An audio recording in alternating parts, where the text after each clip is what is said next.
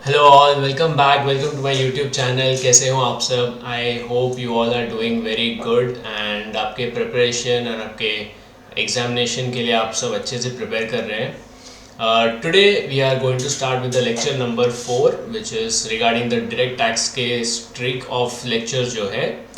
Till now, we have completed 3 lectures. That is, first is a basic concepts from ICI module entirely covering all illustrations and all concepts. Second, आपका जो residential status है, residential status in depth understanding of concepts and illustrations and examples, everything has been covered. Third, जो recently था पूरा salary का ऊपर 134 pages entirely cover किया है, जिसमें your entire 25 questions were solved in depth along with the explanation, all relevant जिधर भी रहेगा सब एक्सप्लेनेशन ऑफ कंसेप्ट्स भी किए थे and 25 illustrations were done.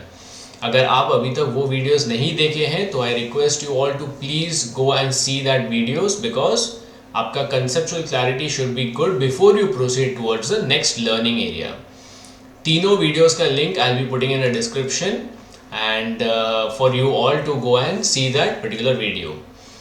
And if you are all new to this channel, if you are seeing this video for the first time, I ask you all to kindly like the video and share it with all your friends, subscribe to my channel and stay tuned with me and click on the notification bar to continuously receive updates about the latest lectures. So today, without wasting any further time, today we are going to start with the second particular head of income, which is house property. Income from house property की बात करते हैं। जो basic chargeability है section number 22 से चालू होता है ये पर्टिकुलर इनकम टैक्स का जो टैक्स चैप्टर है। सेक्शन 22 यहाँ पे क्या बोलता है? The process of computation of income under the head income from house property starts with the determination of annual value of the property. The concept of annual value and method of determination is laid on section 23. चलो ठीक है, annual value क्या है we will see in the coming sections. Annual value of any property comprising of buildings or land appertaining thereto, of which the assessee is the owner, is chargeable to tax under head income from house property. तो यहाँ पे क्या बोल दिया? कोई भी land है, कोई भी बिल्डिंग है, ठीक है, जिसका ओनर को इनकम मिल रहा है वो पर्टिकुलर लैंड और बिल्डिंग से, तो ऐसे वाले चीज़ों से जो इनकम आ रही है वो कहाँ पे आएगी? हाउस प्रॉपर्टी में आएगी। एक्सेप्शंस क्या है देखते हैं। Annual value of the following properties are chargeable under head PGBP, that is business. तो बोलते हैं कि अगर portions of property occupied by the assessee for the purpose of any business or profession carried on by him, तो यहाँ पे clearly क्या बोल दिया है? यहाँ पे बोल दिया कि अगर आपने कोई प्रॉपर्टी रखा है which you are exclusively using it for your business और प्रोफेशन, ठीक है, आप बिजनेस करते हो तो उसके लिए आप ये पर्टिकुलर बिल्डिंग या ये पर्टिकुलर लैंड को यूज कर रहे हो, तो ऐसे एक्टिविटी से जो आपको इनकम आएगी वो इनकम कहाँ चली जाएगी बेटा? वो इनकम जाएगी पीजीबीपी में। Commercial properties of an assessee engaged in the business of letting out of properties, ठीक है। अगर मेरे पास एक होटल है, अगर मैं वो होटल में रहने के लिए दे रहा हूँ लोगों को, ठीक है, I am running a hotel business, तो वहाँ पर जो लोग आके रह के जाते हैं तो क्या वो मेरा कमर्शियल प्रॉपर्टी माना जाएगा? ऑब्वियसली। अब क्या मैं उसका बिजनेस में हूँ लेटिंग आउट ऑफ प्रॉपर्टीज में? डेफिनेटली। तो इन दिस केस अगर मेरे को जो होटल से वो रेंट इनकम आ रहा है पर डे का या पर रूम का, तो वो कहाँ पे जाएगा? मेरा business income and not your not your house property. It is pertinent to note that any income from letting out of a residential house or part thereof by the assessee being owner shall always be chargeable under house property. अगर आप residential घर को बेच rent पे चढ़ा रहे हो तो रेसिडेंशियल घर को हमेशा आपका हाउस प्रॉपर्टी में आने वाला है। Annual value is the amount for which the property might reasonably be expected to let out from a year. तो एनुअल वैल्यू मतलब क्या? अगर मेरे पास एक प्रॉपर्टी है और मैंने अगर वो प्रॉपर्टी को लेट आउट किया होता तो जो मेरे को अमाउंट मिल सकता था वो एनुअल वैल्यू माना जाएगा प्रॉपर्टी का for the purpose of income tax. Then यहाँ पर नीचे बहुत सारी चीज़ें लिखे हुए हैं, आप पढ़ लेना इसको। We come to the main section, determination of annual value की बात करते हैं। Now what is annual value? जैसे हमने अभी ऊपर बोला है, annual value is nothing but the value which is determined of a property if it was let out. Determination of annual value for different types of house properties where the property is let out throughout the previous year, ठीक है, अगर वो property पूरे साल भर के लिए let out की गई है, पूरे साल भर के लिए, ओके, तो where the property is let out for the whole year, then the gross annual value it will be the higher of expected rent and actual rent received or receivable during the year. ठीक है, तो gross annual value बोलते हैं, क्यों? क्योंकि gross annual value में से municipal taxes deduct होते हैं एंड नेट एनुअल वैल्यू आता है जिस पे टैक्स लगता है. अब ग्रॉस एनुअल वैल्यू कैसे कैलकुलेट करेंगे? एक्सपेक्टेड रेंट और एक्चुअल रेंट रिसीव्ड और रिसीवेबल व्हिचएवर इज हायर. तो एक्सपेक्टेड रेंट कैसा आता है? एक्सपेक्टेड रेंट तीन चीज़ों का बेसिक आता है, तीन चीज़ों से आता है. कैसे?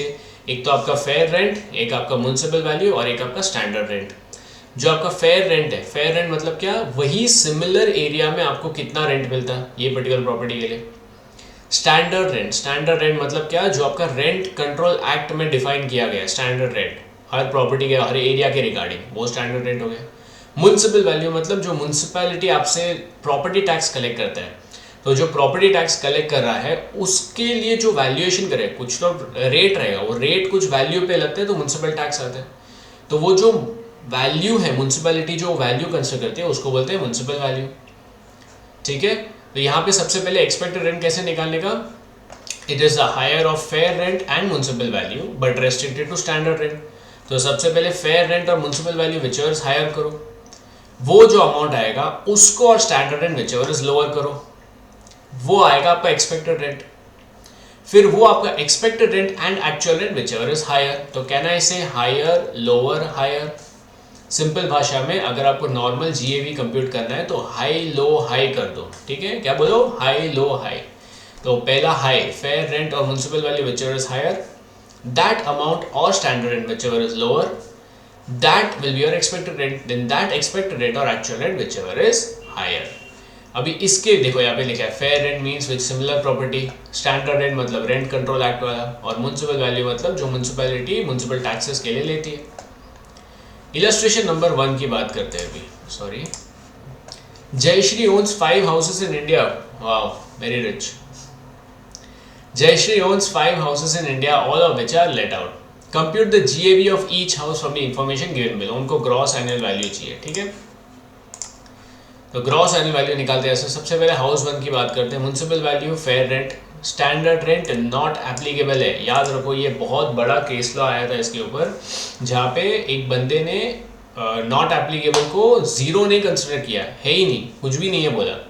तो इसके वजह से गवर्नमेंट ने पूरा अमेंडमेंट किया था लॉ में. ये आपको फाइनल्स में मिलेगा, फाइनल के सिलेबस में इसके ऊपर एक पूरा केस लॉ है जो आपको बोला गया है कि नॉट एप्लीकेबल मतलब जीरो लिया जाएगा उसको. ठीक है, ऐसा नहीं कि कुछ भी नहीं रहेगा, नहीं, उसको जीरो लिया जाएगा, नील लिया जाएगा, नील. तो municipal value 80,000, fair rent whichever is higher, सबसे पहला 90,000 और zero whichever is lower, and this और 72,000 व्हिचएवर इज हायर. तो आपका आंसर आ जाएगा पहले वाले का. देखो 80 और 90, हायर 90 आ गया. सॉरी, नॉट एप्लीकेबल मतलब कुछ भी नहीं होता है यहाँ पे. तो नॉट एप्लीकेबल मतलब कुछ भी नहीं है, यहाँ पे कुछ भी नहीं है तो कंसिडर करना ही है हमको. जीरो नहीं लेना बेटा, जीरो नहीं लेना. नील मतलब कुछ भी नहीं है, तो कुछ भी नहीं है. और 90,000 तो आपका 90,000 नहीं आने वाले वैसे ही. ठीक है, देन 90 और 72 व्हिचएवर इज हायर, तो आपका 90,000 आ जाएगा. आपका high, low and then high आ गया. सिमिलरली 55,000 म्युनिसिपल वैल्यू है, फेयर रेंट 60,000 है, तो सबसे पहले म्युनिसिपल वैल्यू और fair rent whichever is higher, तो 60,000 हो गया. देन 60,000 और 75,000 व्हिचएवर इज लोअर, तो आपका 60,000 आ गया. देन दिस 60 और 72 व्हिचएवर इज हायर, तो आंसर आपका 72,000 आ जाते हैं.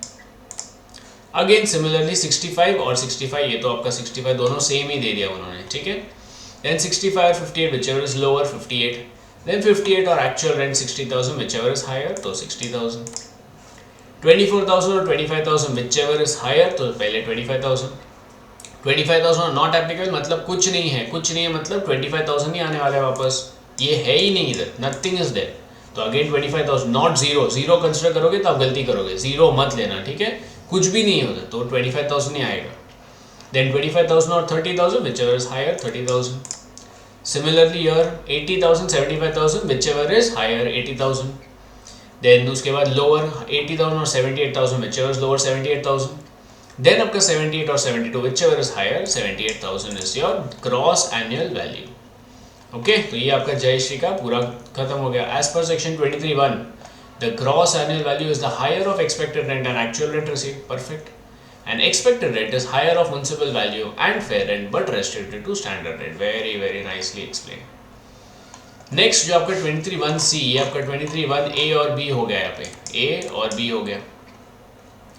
फिर 23(1)(c) बोलता है when let out of property is vacant for part of the year. तो यहाँ पे क्या बोल दिया, अगर मैंने 12 महीने नहीं, मैंने कितने टाइम के लिए दिया, मैंने 7 महीने के लिए दिया रेंट पे, तो बाकी जो 5 महीना था वो तो वेकेंट हो गया मेरा, मेरे को कोई मिला ही नहीं। वैकेंसी का मतलब क्या होता है बेटा, वैकेंसी मतलब मैं ढूंढ रहा था लेकिन मेरे को टेनेंट नहीं मिला। क्यों नहीं मिला, मेरे को मार्केट में नहीं मिला टेनेंट, इसके वजह से वेकेंट हो गया। अगर मैं ढूंढता ही नहीं था तो उसको वैकेंसी नहीं बोलते बेटा, ठीक है।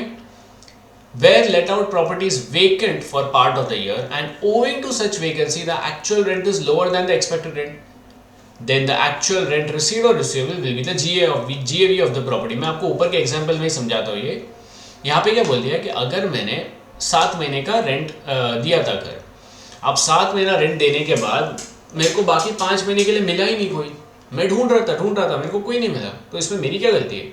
आप मेरे को क्यों बेवजह टैक्स ज़्यादा इनकम पे दिखा रहे हो? मेरी गलती नहीं है ना इसमें।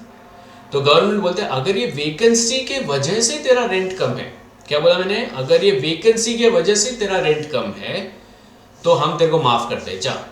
तो तू यहाँ पर जो 4th वाला कंडीशन है, ये वाला, ठीक है, ये वाला कंडीशन, ये वाला जो ये वाला कंडीशन है, यहाँ पर तू हाई लो, हाई के जगह पे हाई लो लो ले ले, हायर लोअर लोअर ले लो, ठीक है। अगर वैकेंसी के वजह से आपका रेंट नहीं आया है या वैकेंसी के वजह से आपका ये पर्टिकुलर रेंट कम हुआ है आपको ये साल, तो आप हाई लो हाई मत करो, हाई लो लो करो आप। तो in this case if in the given example number 1 जहाँ पे मैंने एक्सपेक्टेड रेंट 90,000 कंप्यूट किया था एंड मेरा एक्चुअल रेंट 72,000 है, तो यहाँ पर नॉर्मल में हाई लो हाई हो जाता था, तो मेरा 90,000 टैक्सेबल था। But if this 72,000 was lower due to vacancy, then in that case high low low हो जाता और यहाँ पे 72,000 would have been taxable GAV। I hope it is clear for all of you, ठीक है।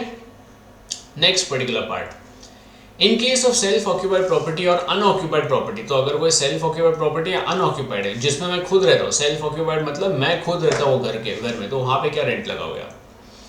Where the property is self-occupied for own residence or unoccupied throughout the previous year, its annual value will be nil provided no other benefit is derived by the owner from such property। बहुत बढ़िया, ठीक है। Self occupied मतलब मैं खुद रहता हूँ। Unoccupied property का डेफिनेशन दिया है, the expression unoccupied property refers to a property which cannot be occupied by the owner by reason of his employment, business or profession at a different place and he resides at such other place in a building not belonging to him। तो यहाँ पे क्या बोलते हैं, unoccupied property मतलब मैं रहता हूँ मुंबई में, अब मेरा जो प्रॉपर्टी है मुंबई में, लेकिन मैं मुंबई में नहीं रह पा रहा हूँ, मैं बैंगलोर में गया हूँ काम करने को। तो अब अगर मैं बैंगलोर में गया हूँ काम करने को और मैं बैंगलोर में रेंट पे रहता हूँ, क्यों? क्योंकि मेरा ऑफिस वहाँ पे है, मेरा बॉस वहाँ पे, मेरा बिजनेस वहाँ पे, मेरा लाइवलीहुड वहाँ पे है, वहाँ से मिलता है मेरे को। तो अगर ये रीज़न की वजह से मेरा जो घर है वो घर क्या पड़ा है, घर में कोई नहीं है, अनऑक्यूपाइड पड़ा है, तो इन दैट पर्टिकुलर केस ये पर्टिकुलर मुंबई घर को हम अनऑक्यूपाइड मान लेंगे, उसको अनऑक्यूपाइड प्रॉपर्टी मान लेंगे, okay. The benefit of nil annual value is available only for up to 2 self-occupied or unoccupied house properties, that is for either one house property or 2 house properties। बहुत बहुत बहुत ज़्यादा important line है बेटा, ये बहुत इंपॉर्टेंट है। तो यहाँ पर आपको जो बोल रहे हैं, आप जो GAV NAV सब कैलकुलेट कर रहे हो वो नील माना जाएगा अगर वो सेल्फ ऑक्यूपाइड प्रॉपर्टी या अनऑक्यूपाइड प्रॉपर्टी रहेगा। तो बहुत बढ़िया, पहले लाइन में वही पढ़ा हमने। दूसरी लाइन में ये बोल दिया कि ये जो बेनिफिट है आपको नील का, ये नील का बेनिफिट हम आपको सिर्फ 2 प्रॉपर्टी के लिए देंगे, भले वो एक सेल्फ ऑक्यूपाइड हो या 2 सेल्फ ऑक्यूपाइड हो या फिर एक सेल्फ ऑक्यूपाइड और एक अनऑक्यूपाइड हो, ऐसा चलता है, बट मैक्सिमम 2 प्रॉपर्टीज के लिए मिल जाएगा आपको। ये भी क्लियर हो गया। The benefit of nil annual value in respect of up to 2 self-occupied house properties is available only to an individual या HUF। बहुत बढ़िया, तो सिर्फ एक इंडिविजुअल या HUF ही ये बेनिफिट ले सकता है, और कोई तो ले नहीं सकता इसको। No deduction for municipal taxes is allowed in respect of such property or properties as annual value means value determined after deduction of municipal taxes। हम नीचे पढ़ेंगे तो आपको समझ जाएगा वो चीज़। तो ये जो nil annual value है, ये nil में आप municipal taxes बिल्कुल भी डिडक्ट नहीं कर सकते उसमें, ठीक है, क्योंकि उसमें कुछ है ही नहीं nil में। Where a house property 23(3) क्या बोलते हैं, Where a house property is let out for part of the year and self occupied for part of the year। तो मैंने 7 महीने के लिए let out कर दिया और 5 महीने के लिए मैं खुद रहा उधर, वैकेंसी नहीं था बेटा, वैकेंसी नहीं था, मैं खुद रहा जाके उधर. If a single unit of a property is self-occupied for part of the year and let out for remaining part of the year, then the expected rent for the whole year shall be taken into account for determining the GAV. तो यहाँ पे बोल दिया कि अगर 7 महीने के लिए आपने रेंट पे दिया था और 5 महीना आप जाके रहे थे वहाँ पे, तो इन दिस केस आप जो एक्सपेक्टेड रेंट है वो सब पर एनम बेसिस पे कैलकुलेशन होएगा, वो आप 7 महीने का कैलकुलेशन में मत करो. The expected rent for the whole year shall be compared with the actual rent for the let out period. तो expected rent आपका 12 महीने का रहेगा, लेकिन आपका जो लेट आउट पीरियड है वो तो 7 महीने का ही रहेगा मेरे एग्जाम्पल में. And then whichever is higher shall be adopted, वो तो आपको पता ही है, हाई लो हाई का प्रिंसिपल अडॉप्ट करो और निकल जाओ. Municipal taxes for the whole year is allowed as deductions provided it is paid by the owner during the previous year. तो पेड होना चाहिए भाई, पेड नहीं होगा तो आपको नहीं मिलेगा. In case of deemed to be let out property, deem let out property मतलब क्या है बेटा? डीम लेट आउट अगर आपके पास, चलो मैं पढ़ लेता हूँ section 23(4), where the assessee owns more than 2 properties for self-occupation, then the income from any 2 properties at the option of the assessee shall be computed under the self-occupied property category and their annual value would be nil. ये तो हमने अभी ऊपर पढ़ के आया कि 2 property तक 2 सेल्फ ऑक्यूपाइड या अनऑक्यूपाइड प्रॉपर्टी को हम नील वैल्यू का ऑप्शन दे देंगे, उसको हम लेट आउट कंसिडर करेंगे ही नहीं. लेकिन अभी नीचे क्या बोल दिया है, यहाँ पे बोल दिया the other self occupied unoccupied property shall be treated as deemed let out properties. तो ये जो आपका अदर सेल्फ ऑक्यूपाइड या अनऑक्यूपाइड प्रॉपर्टीज है, they shall be treated as deemed let out, मतलब उनको मान लिया जाएगा कि ये रेंट पे चढ़ाया हुआ है. तो मेरे पास अगर समझो 4 प्रॉपर्टीज है, ठीक है, मेरे पास 4 प्रॉपर्टी है, तो 2 प्रॉपर्टी का तो वैल्यू 0 हो जाएगा, नील वैल्यू, उस पर कोई रेंटल इनकम टैक्स नहीं लगेगा, करेक्ट. अब जो बाकी 2 प्रॉपर्टी है, ठीक है, तो बाकी 2 प्रॉपर्टी को डीम्ड लेट आउट माना जाएगा. अब डीम्ड लेट आउट माना जाएगा तो उसका जीएवी एनएवी कैसा कैलकुलेट होगा, नीचे ले क्या पढ़ते हैं. This option can be change year after year in a manner beneficial to the SSC. ये तो बहुत सिंपल है, मैं कोई भी 2 प्रॉपर्टी चाहूँ तो उसको नील कर सकता हूँ, 2 प्रॉपर्टी को डीम्ड लेट आउट मान सकता हूँ, not an issue, it's up to me, मेरे पास वो ऑप्शन है. In case of deemed let out property the expected rent shall be taken as GAV. ये क्यों ऐसा होगा बेटा, आप ही सोचो. अगर एक्चुअल रेंट है, यहाँ पे एक्चुअल रेंट करके कुछ कंसेप्ट है ही नहीं यहाँ पे, तो जब एक्चुअल रेंट का कंसेप्ट ही नहीं है तो एक्सपेक्टेड रेंट और 0 रहेगा ना, whichever is higher, high low high, तो हाई लो हाई में expected rent will be coming as GAV. The question of considering actual rent received और receivable does not arise. Consequently no adjustment is necessary on account of property remaining vacant और unrealised rent. इसका कोई जरूरत ही नहीं है. Municipal taxes actually paid by the owner during the previous year in respect of the deemed net out properties can be claimed as deduction. आपका GAV कुछ number आएगा ना, तो कुछ नंबर आएगा तो आपको म्युनिसिपल टैक्स का डिडक्शन मिलेगा, अदरवाइज नहीं मिलेगा. फिर यहाँ पे क्या दिया, in case of a house property held as stock in trade. अभी जैसा लोधा बिल्डर्स है, ठीक है, लोधा बिल्डर्स ने अगर घर बनाया, वो लोग तो घर बेचते हैं, they construct and sell it. Section 23(5) क्या बोलते हैं, in some cases property consisting of any buildings और land appurtenant thereto may be held as stock in trade and the whole or any part of the property may not be let out during the whole or any part of the previous year. In such cases the annual value of such property or part of the property shall be nil. तो बोल दिया अगर Lodha builders ने Borivali waste में एक बड़ा घर बनाया, बड़ा बिल्डिंग बनाया, और वो बिल्डिंग को उन्होंने स्टॉक इन ट्रेड रखा है, बेचा ही नहीं है क्योंकि कस्टमर्स नहीं मिला उनको, तो ऐसे में आप उनको रेंटल इनकम थोड़ी चढ़ा सकते हो, ठीक है, नहीं चढ़ा सकते, वो प्रॉपर्टी स्टॉक इन ट्रेड है उनका. Okay, this benefit would be available for a period of up to 2 years from the end of the financial year in which the certificate of completion of construction of the property is obtained from the competent authority. तो Lodha builders ने building बनाया, municipality ने उनको completion certificate भी दे दिया, तो उसके बाद से दे हैव गॉट 2 years, ठीक है, up to 2 years from the end of the financial year in which the certificate of completion is obtained. मान लो 21-22 फाइनेंशियल ईयर में मेरे को सर्टिफिकेट कंप्लीशन मिल गया लोकल अथॉरिटी म्युनिसिपैलिटी से, तो 31 मार्च 22 से 2 साल का टाइम दिया लोधा बिल्डर्स को कि आप ये घर को बेच दो. अगर वो नहीं बेचेंगे 2 साल में, ठीक है, तो तीसरे साल में डीम्ड लेट आउट माने जाएंगे सारे के सारे प्रॉपर्टीज. ओके, तो 2 साल तक उसको नील वैल्यू का ऑप्शन दिया गया सारे के सारे प्रॉपर्टी. उसके बाद समझो 100 फ्लैट्स अंदर, तो 100 फ्लैट्स का जीएवी क्या माना जाएगा, नील माना जाएगा, क्योंकि वो उसका स्टॉक इन ट्रेड है and it is not a house property. ठीक है, स्टॉक इन ट्रेड है वो उसका, ठीक है, कैपिटल असेट नहीं है. In case of a house property a portion let out and a portion self occupied. तो अभी ये यहाँ पर क्या बोल दिया बेटा, यहाँ पे बोल दिया अगर मेरे पास एक घर है जिसमें 2 बेडरूम हॉल किचन है, तो उसमें से मैंने 1 बेडरूम को रेंट पे दे दिया, तो ये तो मेरे एक ही घर के अंदर मैंने 1 बेडरूम रेंट पे दिया और बाकी 1 बेडरूम और हॉल किचन मैं वापर रहा हूँ। तो इनकम फ्रॉम एनी पोर्शन और part of a property which is let out shall be computed separately under head late out property category, and the other portion which is self occupied shall be taken under self occupied category. There is no need to treat the whole property as a single unit for computation of income from house property. बहुत बढ़िया. Municipal valuation, fair rent, standard rent, if not given separately, shall be apportioned between the let out portion and self occupied portion either on plinth area or built up floor space और such a reason में आपका built up कितना है, carpet कितना है, ठीक है, plinth area कितना है, ये सब चीज़ों के बेसिस पे आप अपोर्शन कर दो municipal valuation, fair rent, standard rent को।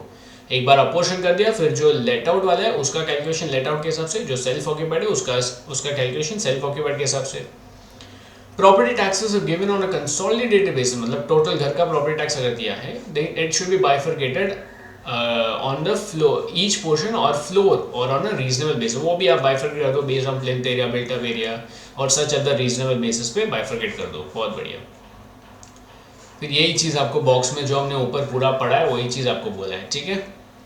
Unrealised rent, explanation below section 23(1). Unrealised rent मतलब ऐसा रेंट जो मेरे को मिला ही नहीं, मैंने 12 महीने के लिए प्रॉपर्टी को रेंट पे दिया था, उसमें से 10 महीने का रेंट वो टेनेंट बराबर से देता था।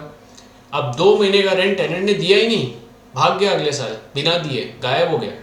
तो मैं जब रिटर्न्स कंप्यूट करूंगा तो क्या मैं 12 महीने का रेंट को दिखा सकता हूँ? बोलो। It is not justified, it is exploitation of the SSC. गलत है ना वो। जब मेरे को 10 महीने 12 महीने के रेंट मिला ही नहीं है तो मैं 2 महीने का रेंट एक्स्ट्रा क्यों दिखाऊं? मेरे को तो 10 महीने का ही होना चाहिए। तो गवर्नमेंट बोलती है हाँ हाँ कोई बात नहीं, हम समझते हैं आपकी दुख दर्द पीड़ा, तो इसलिए बोल दिया है द एक्चुअल रेंट रिसीव्ड और receivable should not include any amount of rent which is not capable of being realised. अगर आपको वो रेंट नहीं मिलने वाला तो आप उसको इंक्लूड बिल्कुल भी मत करना, ठीक है। However, the condition prescribed in Rule 4 should be satisfied. ये बहुत बड़ा इंपॉर्टेंट कंसेप्ट, ठीक है। अगर रूल 4 का कंडीशन सेटिस्फाई नहीं हुआ तो फिर आप भाड़ में जाओ, हम तो 12 महीने का रेंट को ही उठाएंगे। क्या है conditions? The tenancy is bona fide, genuine tenant होना चाहिए जिसका अग्रीमेंट वगैरह होना चाहिए, ऐसा नहीं कि किधर से भी उठ के आ गया, अग्रीमेंट होना चाहिए, रेंटल अग्रीमेंट, बोनाफाइड, जेन्युइन होना चाहिए। The defaulting tenant has vacated or steps have been taken to compel him to vacate the property, या तो वो खुद भाग गया या तो फिर उसको निकालने का स्टेप्स चालू हो गया मेरा, कि उसको बोल रहा हूँ चलो निकलो अभी, नहीं तो नहीं निकल रहा है तो लीगल हेल्प लूँगा।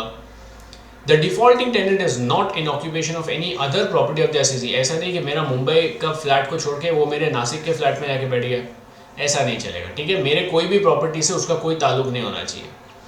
The assessee has taken all reasonable steps to institute legal proceedings for the recovery of the unpaid rent, ठीक है, और satisfies the AO that the legal proceedings would be useless। या तो मैं बोलता हूँ साहब वो बेकार है, इसके ऊपर पीछे है ना, ये देने ही नहीं वाला, बहुत बड़ा कंजूस है, ठीक है, या तो फिर मैंने सब लीगल प्रोसीडिंग्स लेने का स्टेप्स ले लिया है।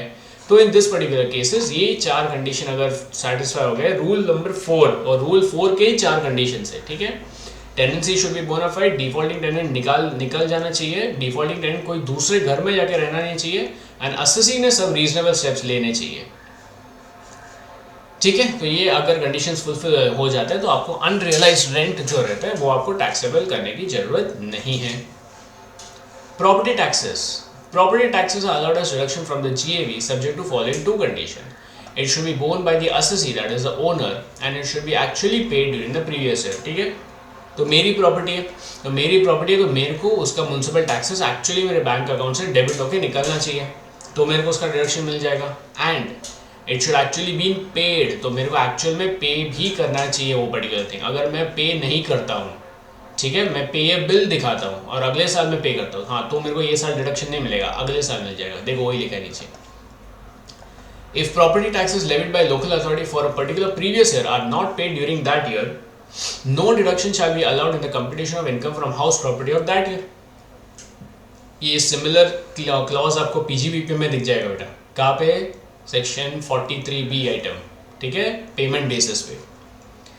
However, if in any subsequent year the arrears are paid then the amount so paid is allowed as deduction in the computation of income from that year. तो जिस साल में पे करोगे उस साल में डिडक्शन दे देंगे हम. Thus we find that irrespective of the previous year in which the liability to pay such taxes arise, according to method of accounting regularly employed by the owner, the deduction in respect of such taxes will be allowed only in the actual year of payment. ठीक है, आप जिस साल में पे करोगे उसी साल में डिडक्शन लाओ. एक और बहुत इंटरेस्टिंग चीज दे दी है, क्या दी है? In case of a property situated outside India, taxes levied by local authority of the country in which the property is situated is deductible. यहाँ पे क्या बोल दिया है कि अगर मेरा प्रॉपर्टी यूके में है और यूके में बैठा वहाँ पे मैंने रेंट पे चढ़ाया था, ठीक है, और वहाँ पे मैंने म्यूनसिपल टैक्सेस पे किया था, तो इन दैट पर्टिकुलर केस जो मैं वहाँ पर पे कर रहा हूँ ना वो डिडक्शन मेरे को मिल जाएगा. In respect of self-occupied or unoccupied house property or properties for which nil value has been claimed, the deduction municipal tax is not. मैंने आपको सीधा बोला था, ठीक है, अगर GAV nil है तो आपको म्यूनसिपल टैक्स डिडक्शन नहीं मिलने वाला, अलाउड ही नहीं होगा, क्योंकि NAV nil होना है ना. अगर नथिंग माइनस समथिंग करोगे तो वो नेगेटिव में चला जाता है, तो वो नहीं बोल दिया. NAV can not be negative. Illustration number 2 की बात करते हैं. राजेश, अ British national, is a resident and ordinary resident in India during the previous year 24-25. अभी मेरे को एक चीज़ मैं आपको बोलता हूँ, मैंने पूरा रेसिडेंशियल स्टेटस में आपको ROR को क्या टैक्सेबल है, RNOR को क्या टैक्सेबल है, NR को क्या टैक्सेबल है, सेक्शन 9, सेक्शन 7 सबके बारे में इन डेप्थ बताया है. अगर आपने अभी तक नहीं देखा residential status, I request you all to please go and see that video. वो देखने के बाद आपको ये क्वेश्चन बहुत ज़्यादा सिंपल लग जाएगा. ठीक है, मैं लिंक डिस्क्रिप्शन बॉक्स में पक्का तीनों प्रीवियस वीडियोस का दे दूंगा. Okay. He owns a house in London which he has let out at euro 10,000 per month. The municipal taxes paid to the Municipal Corporation of London is euro 8,000 during the previous year 24-25. The value of 1 euro in Indian rupees is to be taken at rupees 95. देखो कितना ज़्यादा है.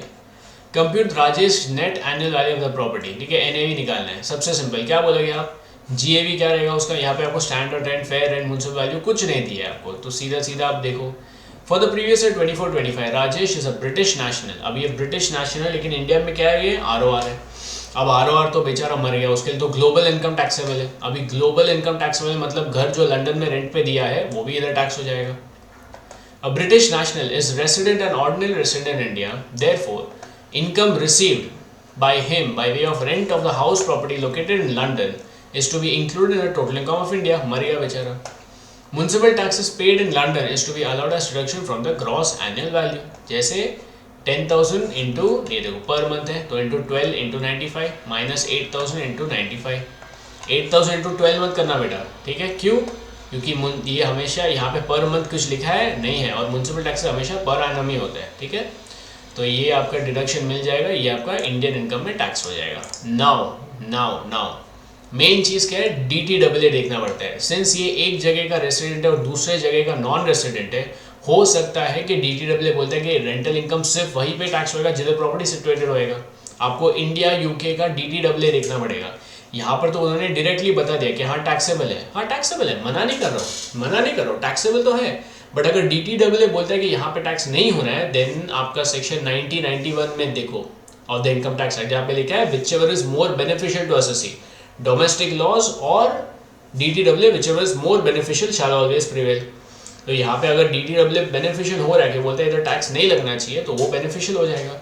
और अगर वो beneficial हो गया तो यहाँ पे इंडियन इनकम टैक्स नहीं लगेगा ये पर्टिकुलर इनकम पे. Anyways this particular question is solve from the point of view of this particular point.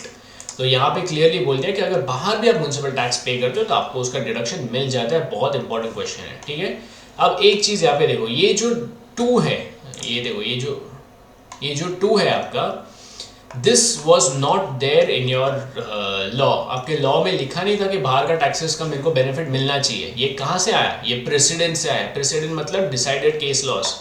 अब ये जो साइटेशन है, ये साइटेशन को कैसे पढ़ते हैं मैं आपको आज सिखाता हूँ. देखो, CIT commissioner of income tax versus R Venugopala Reddiar, ये है आपके पेटिशनर और रिस्पोंडेंट. तो CIT इज अ पेटिशनर मतलब उसने केस फाइल किया था CIT के साथ.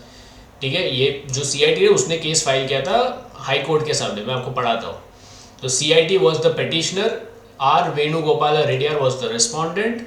ये केस हुआ था 1965 में. ये केस नंबर या वॉल्यूम नंबर था 58 ऑफ दैट ईयर. फिर ये ITR मतलब जो लॉ रिपोर्टर है, इनका लॉ रिपोर्टर का एब्रीवेशंस होता है। तो this is the law reporter जिसका 58th case was this particular case in his report, and ये particular 58th case is reported from page number 439।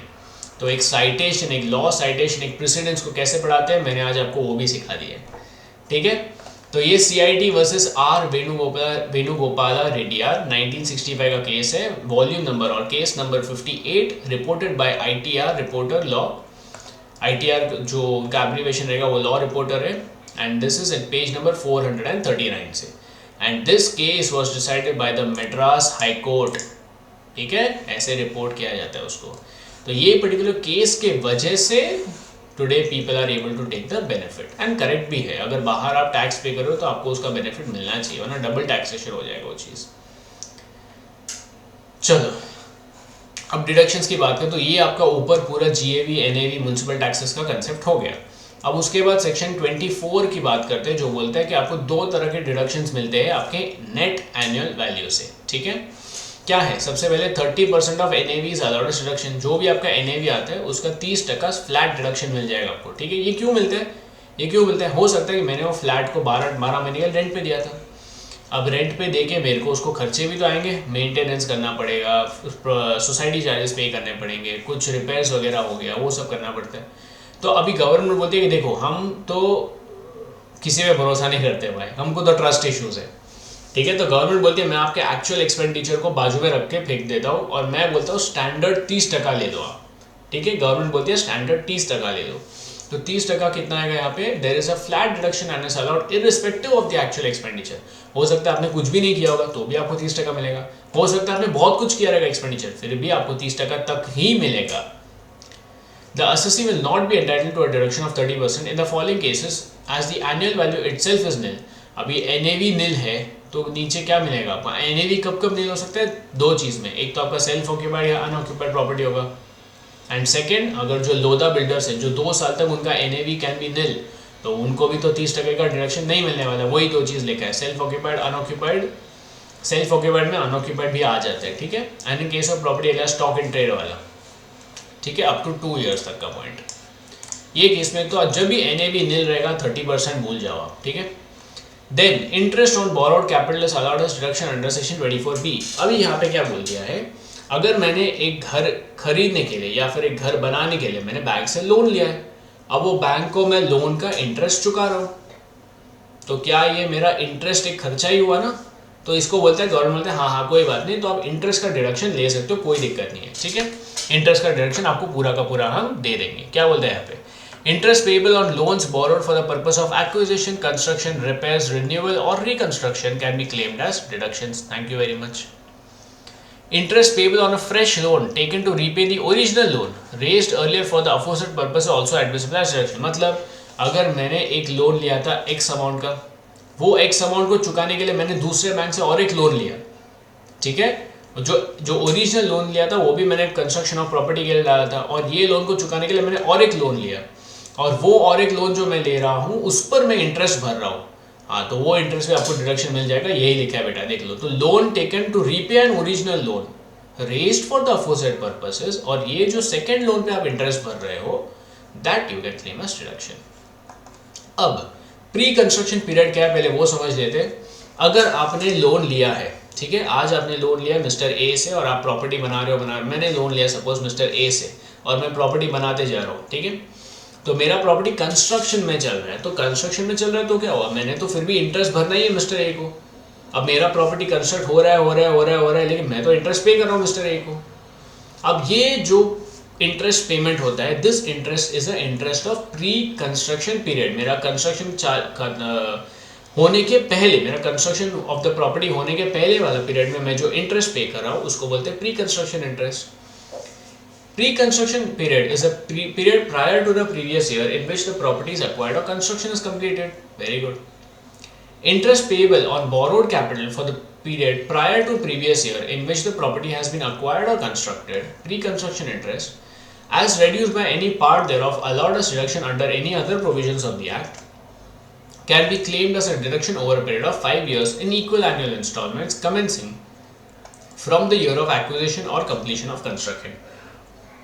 तो यहाँ पे क्या बोल दिया, समझो मैंने एक लोन लिया था फाइनेंशियल ईयर 1920 में, ठीक है। अब फाइनेंशियल ईयर 1920 से मेरा तो प्रॉपर्टी कंस्ट्रक्शन कब हो गया, फाइनेंशियल ईयर 23-24 में। तो 1920, 2021, 21, 22, 22, 23, 4 साल। तो 4 साल के लिए मैं इंटरेस्ट पहले भरते आ रहा था।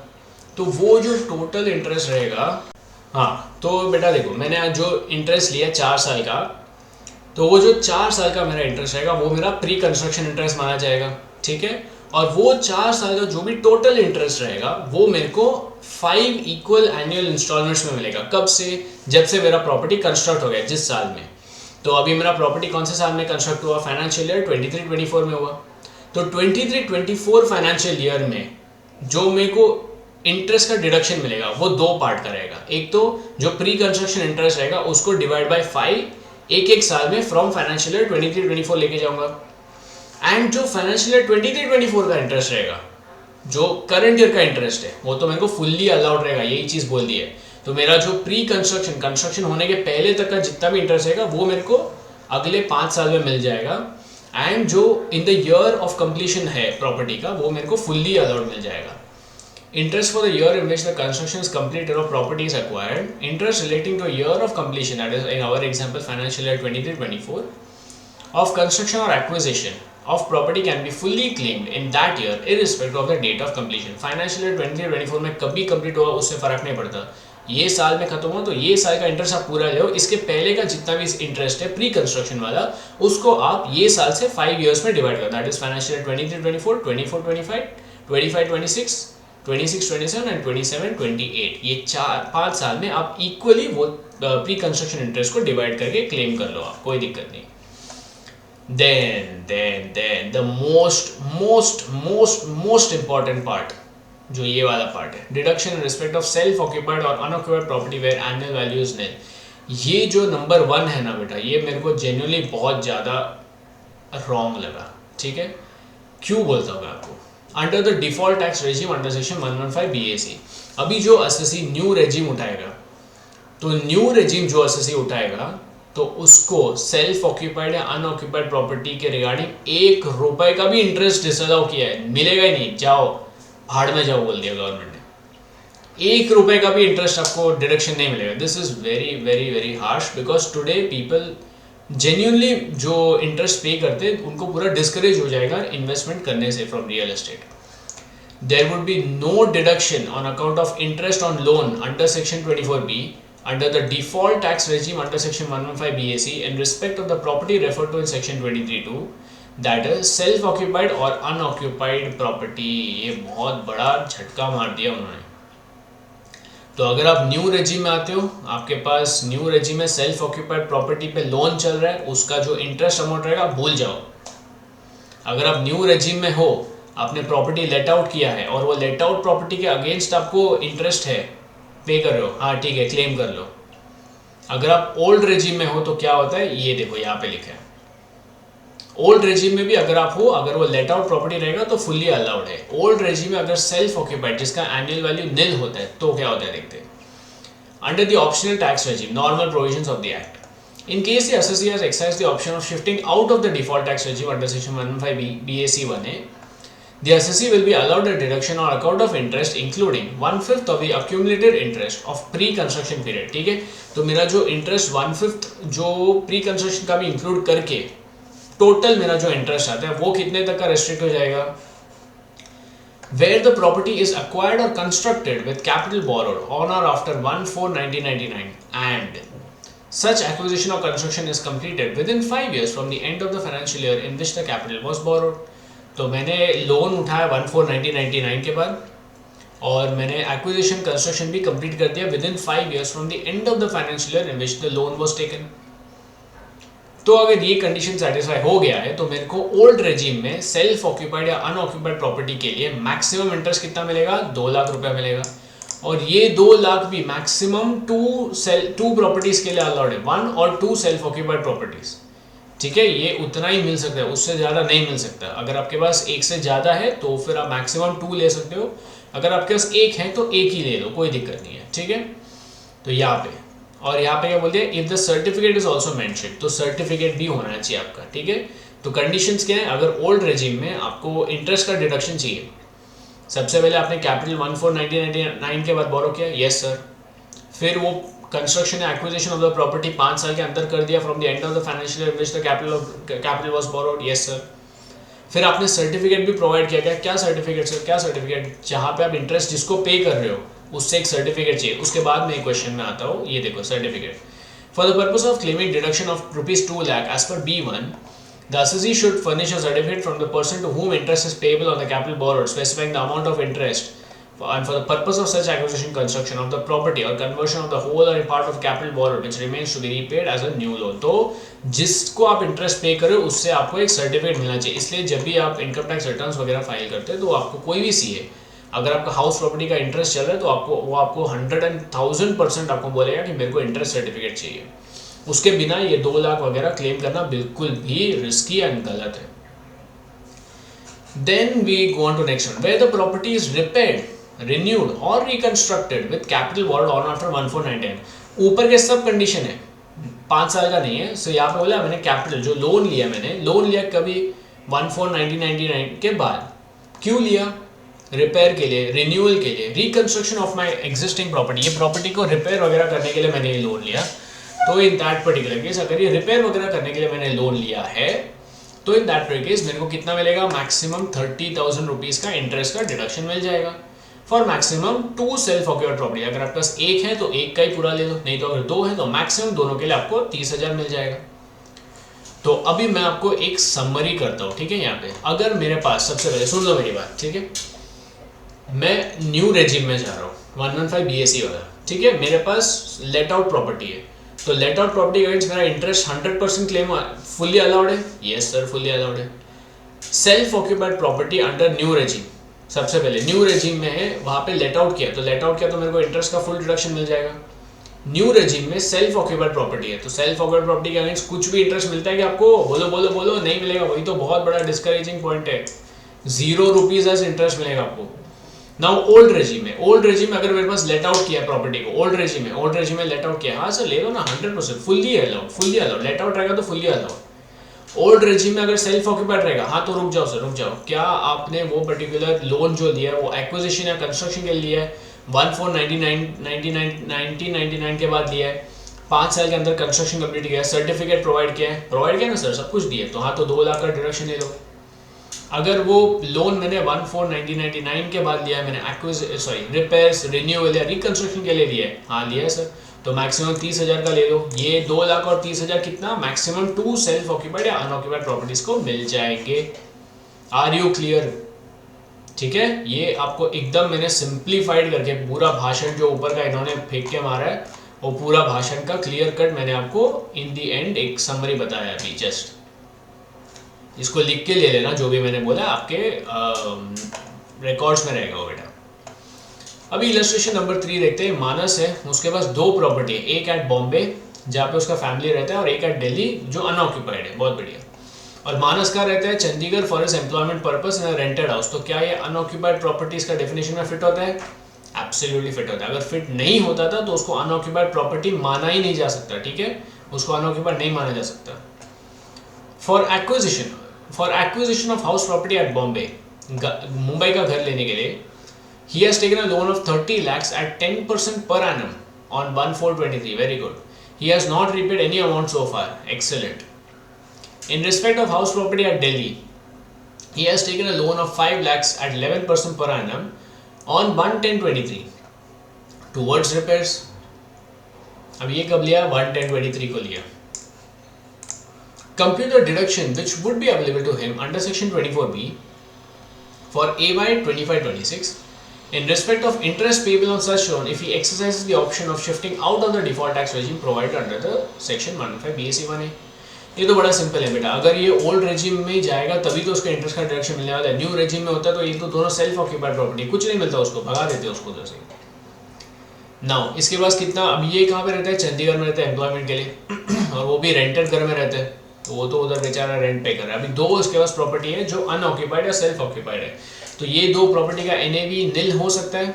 एब्सोल्युटली सर, एब्सोल्युटली हो सकता है। वही चीज़ लेके आए, देखो Mr. Manas can claim the benefit of nil annual value in respect of his house property at Bombay and Delhi, since no benefit is derived by him from such properties, and he cannot occupy such properties due to reason of his employment at Chandigarh, where he lives in a rented house. Perfectly suit हो गया यहाँ पे, ठीक है।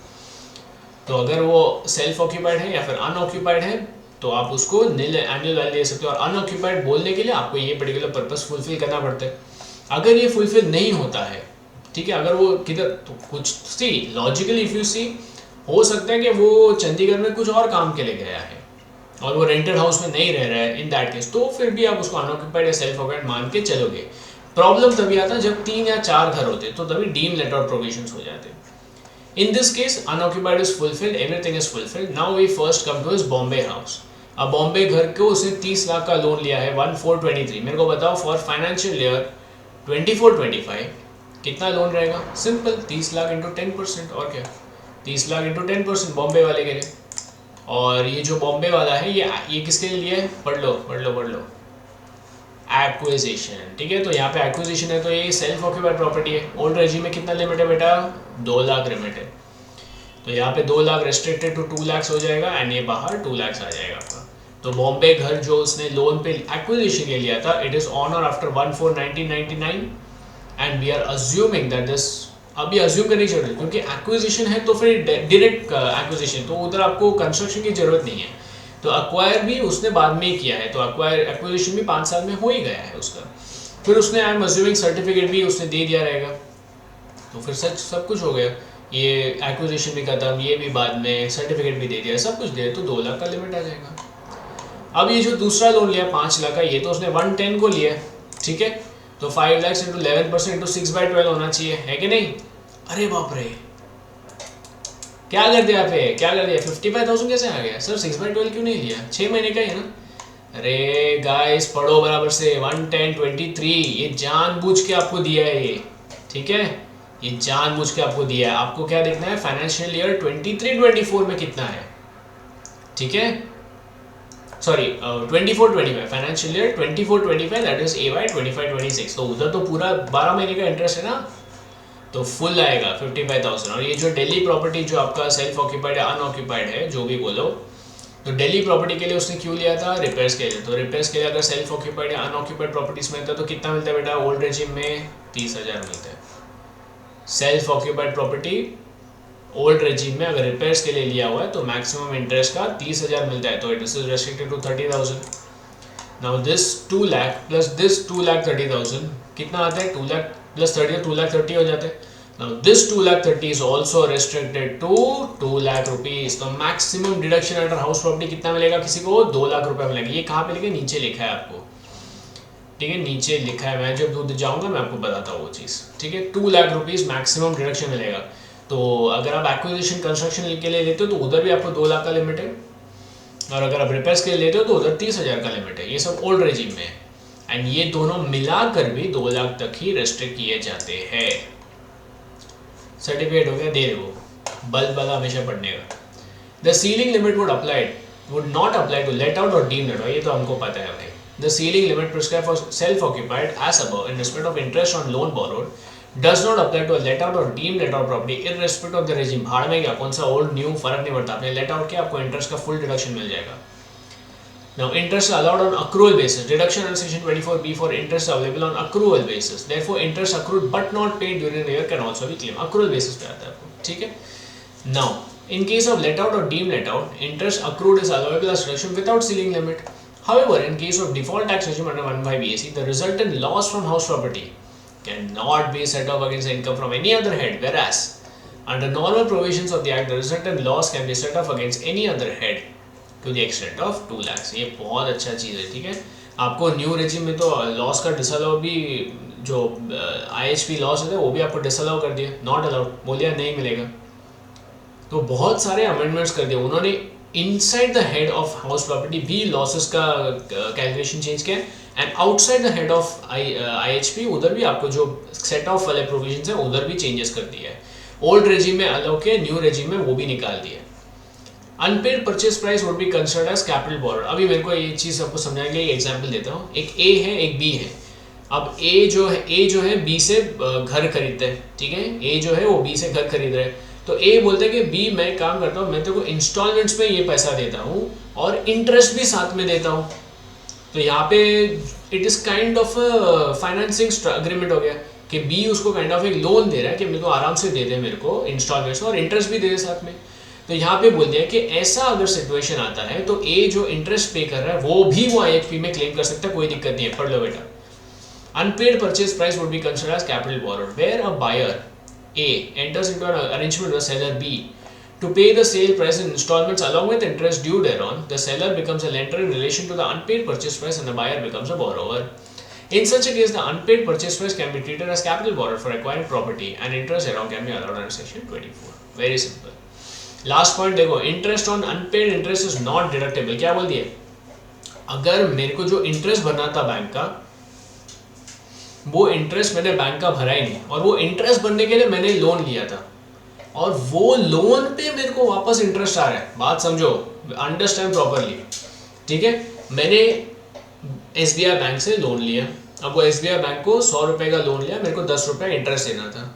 अब मैं 10 रुपये interest नहीं दे पाया तो मैं 10 रुपये भरने के लिए यूनियन बैंक में जाता हूँ और यूनियन बैंक को बोलता हूँ मेरे को आप लोन दो। तो यूनियन बैंक मेरे को लोन देता है ये 10 रुपये चुकाने के लिए। अब यूनियन बैंक का जो लोन लिया मैंने उसके ऊपर जो इंटरेस्ट है, क्या वो मेरे को डिडक्शन के लिए मिलेगा? बोला नहीं, interest on unpaid interest is not deductible, ठीक है। Interest on unpaid interest is not deductible, ठीक है। या फिर अगर यूनियन बैंक से नहीं लिया, अदर सिनेरियो वुड बी मैं SBI के पास ही आता हूँ, मैं SBI को बोलता, सॉरी मेरे एग्जाम्पल में कौन था, फर्स्ट बैंक जो भी था XYZ बैंक, ठीक है, मैं XYZ बैंक के पास जाके बोलता हूँ मेरा 10 रुपये का इंटरेस्ट पेंडिंग है, तो XYZ बैंक मेरे को 10 रुपये पे और फर्दर इंटरेस्ट मारते हैं 2 रुपये का, ठीक है। तो interest on unpaid interest is not deductible, तो ये 2 रुपया जो है मेरे को नहीं मिलेगा। या तो मैं दूसरे बैंक से इंटरेस्ट भरने के लिए अगर मैं लोन लेता हूँ तो वो भी इंटरेस्ट मेरे को नहीं अलाउ होगा, because that is not coming towards the original purpose of acquisition और construction of any property. So interest on unpaid interest is not deductible, very important point. अभी यहाँ पे डिडक्शंस देख लेते हैं। फाइनली आपका न्यू रेजिम में क्या आएगा, अगर आपका लेट आउट या डीम लेट आउट में आता है तो 30% तो वैसे ही मिलते हैं and interest on borrowed capital fully allowed. और यही चीज़ अगर सेल्फ ऑक्यूपाइड या अनऑक्यूपाइड प्रॉपर्टी माना जाएगा, ठीक है। अभी फिलहाल मैं सारे अनऑक्यूपाइड को मैं सेल्फ ऑक्यूपाइड में मान के चल रहा हूँ, ठीक है, क्योंकि अनऑक्यूपाइड का कंडीशन हमेशा फुलफिल हो। कोई भी बंदा अपना घर रख के किधर और जाके रेंट पे रहेगा ऐसे ही बंद करके, ये बहुत क्या बोलते हैं एक हाइपोथेटिक सिचुएशन है, ठीक है, तो वो मेरे को नहीं अज्यूम करना है। तो मैं अज्यूम करता हूँ कि सब सेल्फ ऑक्यूपाइड में अभी फिलहाल है, ठीक है। तो अगर सेल्फ ऑक्यूपाइड रहेगा प्रॉपर्टीज तो आपको 0 इंटरेस्ट मिलेगा यहाँ पे न्यू रेजिम में। न्यू रेजिम में लेट आउट के लिए फुल इंटरेस्ट मिल जाएगा, सेल्फ ऑक्यूपाइड के लिए कोई इंटरेस्ट नहीं मिलेगा। यही ओल्ड रेजिम में जाते हैं तो अगर लेट आउट किया, लेट आउट तो आपको स्टैंडर्ड 30% तो वैसे ही मिल जाएगा, इंटरेस्ट भी आपको फुली मिल जाएगा। सेल्फ ऑक्यूपाइड के केस में अगर इंटरेस्ट रहेगा तो वो इंटरेस्ट अगर रिपेयर, रिन्यूअल और रिकंस्ट्रक्शन लिया तो मैक्सिमम 30,000 दो सेल्फ ऑक्यूपाइड हाउस प्रॉपर्टी के लिए मिलेगा बेटा। और where the loan is taken acquisition और कंस्ट्रक्शन, तो 2 कंडीशन फुलफिल होना चाहिए। एक तो आपका जो एक्विजिशन कंस्ट्रक्शन 5 साल में कंप्लीट हो जाना चाहिए from the end of the financial year in which the loan is taken, and आपको एक सर्टिफिकेट भी मिलना चाहिए। और तीसरा भी एक कंडीशन है आपको 1499 के बाद होता है, वो अभी we are very ahead of that era, so वो ज़्यादा देखता नहीं है कोई भी लोग, ठीक है। अगर ये कंडीशन फुलफिल हो गया तो मैक्सिमम आपको 2 लाख मिलते हैं, लेकिन अगर ये कंडीशन फुलफिल नहीं हुआ है तो वो भी आपको 30,000 मैक्सिमम 2 सेल्फ ऑक्यूपाइड प्रॉपर्टी के लिए अटका दिया है, ठीक है। तो अभी अगर मेरे को ये भी है और ये भी है तो 2,30,000 will be restricted to 2 lakh. अब मेरे पास ये भी है और ये यहाँ पे आ गया तो 60,000 will be restricted to 60,000 only, उससे ज़्यादा नहीं मिलेगा। Are you clear? अगर मैं रिपेयर, जैसे मैं ऊपर 2,30,000 को 2 लाख में रेस्ट्रिक्ट किया था क्योंकि ये लिमिट एप्लीकेबल था, अब ये और ये 30 और 60 हो जाएगा तो थोड़ी आपको 2 लाख का लिमिट मिलेगा, तो 60 पे रेस्ट्रिक्ट हो जाएगा आपको, ठीक है। अभी यार डिफरेंट कैटेगरीज में ये अभी ये तो आपको पढ़ लिया। यहाँ पे विल स्टार्ट विद क्वेश्चन। एक चीज़ मैं क्वेश्चन में आपको बता देता हूँ, ये चीज़ अनरियलाइज्ड रेंट के बारे में। अनिरुद्ध के पास एक प्रॉपर्टी है, म्युनिसिपल वैल्यूएशन 130 है, fair rent 1,10,000 per annum, standard rent 1,20,000 per annum. The property was let out for 11,000 per month throughout the year, throughout बोले 12 महीने के लिए पूरा, ठीक है। Unrealised rent was 11,000, all conditions prescribed by rule 4 are satisfied. ये होना ही चाहिए बेटा क्वेश्चन में, अगर ये नहीं है तो अज्यूम कर लो। और अगर कुछ और लिखा है तो पढ़ो क्या लिखा है, ठीक है। नहीं लिखा है तो अज्यूम कर दो है, नहीं तो फिर आप अनरियलाइज रेंट को माइनस कर ही नहीं सकते हो। बहुत इंपॉर्टेंट है रूल 4 के कंडीशन सेटिस्फाई होना। He paid municipal taxes 10% of municipal valuation, interest भी आपको सीधा से 40,000 दे दिया। बहुत बहुत सिंपल क्वेश्चन है, ठीक है, बहुत सिंपल क्वेश्चन है, पढ़ लेते हैं। सबसे पहले आप एक्सपेक्टेड रेंट निकालो बेटा, क्या रहेगा, municipal valuation of fair rent whichever is higher, high low high कर दो, ठीक है, सिंपल, हाई लो हाई। तो 1,30,000, 1,10,000 which ever is higher, 1,30,000, 1,30,000 और 1,20,000 which ever is lower, 1,20,000। अब 1,20,000 और प्रॉपर्टी कितना था, 11,000 के था। अब 11,000 में से एक अनरियलाइज्ड रेंट भी है, तो देखो यहाँ पे क्या लिखा है, ऊपर पढ़ो। Income tax returns however permit a deduction of unrealised rent from the gross annual value. If this view is taken, the unrealised rent should be deducted only after computing the GAV. तो हम लोग यहाँ पे, मैं आपको एक एक करके दिखाई देता हूँ, चलो। Higher of 1,30,000 and 1,10,000 but restricted to 1,20,000, ये आ गया आपका एक्सपेक्टेड रेंट। फिर एक्चुअल रेंट में क्या किया उन्होंने, 1,32,000 दैट इज 11,000 इंटू 12 माइनस 11,000 यहीं पे कर दिया। अब ये जो माइनस 11,000 है ना, इसी के लिए नोट ऊपर लिखा था कि इनकम टैक्स रिटर्न्स बोलता है कि unrealised rent should not be reduced from year, it should be reduced from year. पूरा आपका जीएवी निकालने के बाद रिड्यूस होना चाहिए। तो वो view is more correct as being a practising chartered accountant, that is more correct, ठीक है, वो वही होता है आजकल के सॉफ्टवेयर्स में वगैरह सब। तो यहाँ पे क्या बोलते हैं, एक्चुअल रेंट रिसीव और रिसीवेबल लेस अनरियलाइज्ड रेंट। तो यहाँ पे इन्होंने 1,00,000 माइनस 11 कर दिया 121। तो 121 of this whichever is higher, तो 121 आ जाएगा आपका। अब 121 में से आपका म्यूनसिपल प्रॉपर्टी वैल्यूएशन माइनस कर दो, municipal taxes GAV minus municipal taxes NAV. तो 10% ऑफ क्या है यहाँ पे 130, तो 13,000 आ जाएगा। उसके बाद अब ये जो 1,08,000 है उसका एक 30% डिडक्शन दे दो, और एक आपका इंटरेस्ट ऑन बोरोड कैपिटल उन्होंने स्ट्रेट अवे दे दिया। So we don't have to see whether it's self occupied, let out, nothing, उन्होंने दे दिया हमको straight away.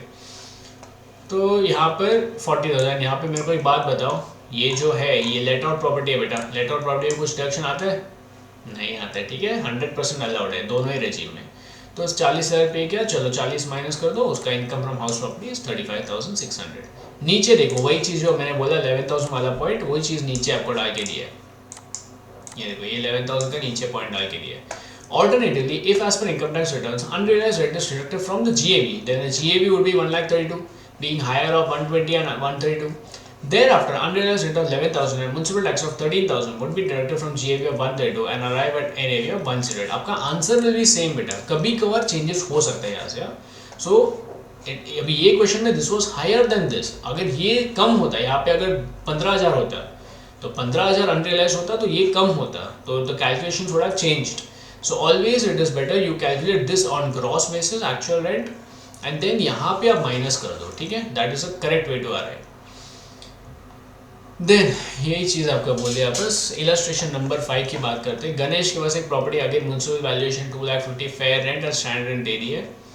Property 20,000 per month पे लेट आउट किया था। Tenant vacated the property on 31 January 2025। Very good. अब वेकेटेड हो गया। Unrealised rent was 20,000 and all condition prescribed by rule 4 are satisfied. Municipal taxes 8% है, इंटरेस्ट ऑन बोरोड कैपिटल 65,000 है, compute the gross income. तो यहाँ पे देखो वैकेंसी, अभी वैकेंसी के वजह से ही तो उसको नहीं मिला ना, क्योंकि यहाँ पे क्लियरली बोल दिया टेनेंट वेकेटेड, और टेनेंट वेकेटेड हुआ तो उसको नहीं मिला। तो it is more clear that he has not been able to receive full 12 महीने का रेंट ड्यू टू वैकेंसी, क्योंकि खाली था। ऐसा नहीं कि मैंने दिया ही नहीं, मैं देना चाहता था, वो भाग गया तो मैं क्या करेगा, तो वैकेंट है। तो यही चीज़ अभी चालू करो फिर से, 2,50,000 2,00,000 बट रेस्ट्रिक्टेड 2,10,000, तो ये आपका 2,10,000 आ जाएगा। देन आपका एक्चुअल रेंट इन्होंने यहीं से माइनस कर दिया, आप वो मत करो, ठीक है, आप 2,00,000 ले लो यहाँ पे, वो नीचे अलग रहेगा, बट अभी फिलहाल मैं इसके हिसाब से जा रहा हूँ। तो 1,80,000, तो दिस और this actual rent receivable. Now vacancy हुआ था, तो वैकेंसी के वजह से ये कम है क्या, whether ER is less than the actual, whether actual rent is less than ER due to vacancy. Yes yes sir, due to vacancy, because वो 2 महीने तक वैकेंट था। तो 2 महीने के लिए अगर वैकेंट था तो in that case high low low हो जाएगा, हाई लो हाई नहीं, हाई लो लो हो जाएगा। तो 1,80,000 आ गया आपका। अब 1,80,000 यहाँ पे आ जाएगा इधर बाहर, उसमें से आप 10% ऑफ म्यूनसिपल वैल्यूएशन जो है ये 2,00,000 का, सॉरी किधर गया, 2,50,000 का 8% जो आपका 20,000 आता है वो माइनस कर दो, फिर इसका आप 30% माइनस कर दो एंड 65,000 यू रेड्यूस, 65,000 जो दिया है यहाँ पे इंटरेस्ट वो रेड्यूस कर दो। तो ये रिड्यूस कर दोगे तो ये आपका income under head house property आ जाएगा, वेरी सिंपल, ठीक है। Alternatively, if as per income tax returns, unrealized rent is deducted from the GAV, then GAV would be 2 lakh being actual rent, since the actual rent is lower than the expected rent of 2 lakh 10 owing to vacancy. Absolutely correct. Thereafter, unrealized rent of 20,000 and municipal taxes of 20,000 would be deducted from GAV. तो basically ये figure जो है वो लोग उसको 2 lakh 10 ले लेंगे, okay? 2 lakh ले लेंगे, sorry. फिर 2 लाख लेने के बाद उसमें से 20 माइनस करेगा तो 160 आ जाएगा, वैसे बताया जा रहा है। Numbers will be the same, presentations will change. Sometimes it is possible that the numbers may also change if the figures are given in a way that the numbers will change. Then self-occupied or unoccupied property, ये चीज़ हमने पूरा पढ़ लिया था, ठीक है। अभी इसका एक क्वेश्चन भी है, देखो यहाँ पे देखा। However, aggregate interest on borrowed capital under 1 and 2, that is ये 2 lakh and 30,000 will be maximum 2 lakh. मैंने बोला कि नहीं आपको, सब मार्क करके रखा है मैंने आपके लिए, सब आपको सिंपल होने के लिए, ठीक है। आपको मॉड्यूल से पूरा अच्छे से पढ़ाना मेरा जिम्मेदारी है, क्योंकि आपका टाइम सेव होना चाहिए और आपका नॉलेज भी बढ़ना चाहिए। दैट इज माय मोटिव, ठीक है, दैट इज माय मोटिव बेटा। इलस्ट्रेशन नंबर 6 में क्या बोलते हैं, पूर्णा के पास एक प्रॉपर्टी है इंदिरा नगर बैंगलोर में, चलो अच्छी बात है। She stage with her family in the house, तो बैंगलोर में रहती है वो। Rent of similar property neighbourhood is 25,000 per month, तो ये आपका फेयर रेंट है। Municipal valuation 2,80,000 per annum, very good. Municipal taxes paid is 8,000 rupees, excellent. The house construction began in April 2018 with a loan of 20 lakh taken from SBI Finance at 9% per annum on 1/4/2018. बहुत बढ़िया, ये जो बैंगलोर घर खरीदने के लिए उसने एक लोन लिया था। The construction was completed on 30th November 2020, excellent. The accumulated interest up to 31st March 2020 is 3,60,000, बहुत अच्छी बात है। अभी मैं बोलता हूँ आपको बाद में। On 31st March 2025, Poorna paid 2,40,000, which included 1,80,000 as interest. There was no principal repayment prior to this date. Very good. Compute Poorna's income from house property for AY 25-26, assuming she exercised the option of shifting out of the regime. Very good. अब मेरे को एक बात बताओ, सबसे पहले ये particular property rent पे दिया? नहीं दिया बेटा, रेंट पे तो बिल्कुल भी नहीं दिया सर।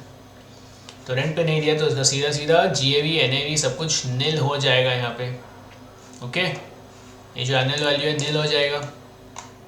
इंटरेस्ट की बात करते हैं, अभी ये सब बेकार इन्फॉर्मेशन है। 20 लाख का लोन लिया था कभी 1/4/18 को लिया था। कंस्ट्रक्शन कभी कंप्लीट हुआ 30th November 2020, तो कंस्ट्रक्शन 5 साल के अंदर खत्म हो गया है, एब्सोल्युटली। सर्टिफिकेट भी फर्निश हो गया होगा and loan is also taken after 1/4/1999, absolutely. तो इन दिस केस ये तो सब फिल हो जाता है, तो यहाँ पे 2 लाख का लिमिट मिल जाएगा उसको। Are you clear? Yes sir. The construction was completed on 30th November 2020. The accumulated interest up to 31st March 2020 is 3,60,000. ये क्या है? ये क्या? This is your pre-construction interest वाला part, ठीक है। कौन से साल में कंस्ट्रक्शन कंप्लीट हुआ बेटा? Construction completed in 30th November 2020, मतलब financial year 2021। Are you clear? Financial year 2021 में कंस्ट्रक्शन कंप्लीट हुआ, तो मैंने ऊपर क्या बोला था, जिस साल में कंस्ट्रक्शन कंप्लीट हुआ उस साल का इंटरेस्ट तो पूरा मिल जाएगा, है कि नहीं। और उसके पहले का जितने भी सालों का है उसका इंटरेस्ट आपको 5 इक्वल इंस्टॉलमेंट्स में मिल जाएगा, starting from the year in which the construction was completed. तो यहाँ पे मेरे को बताओ 1/4/18 से लेके 31st March 19 एंड 1/4/19 से लेके 31st March 20 तक का 2 साल का interest will be under pre construction period.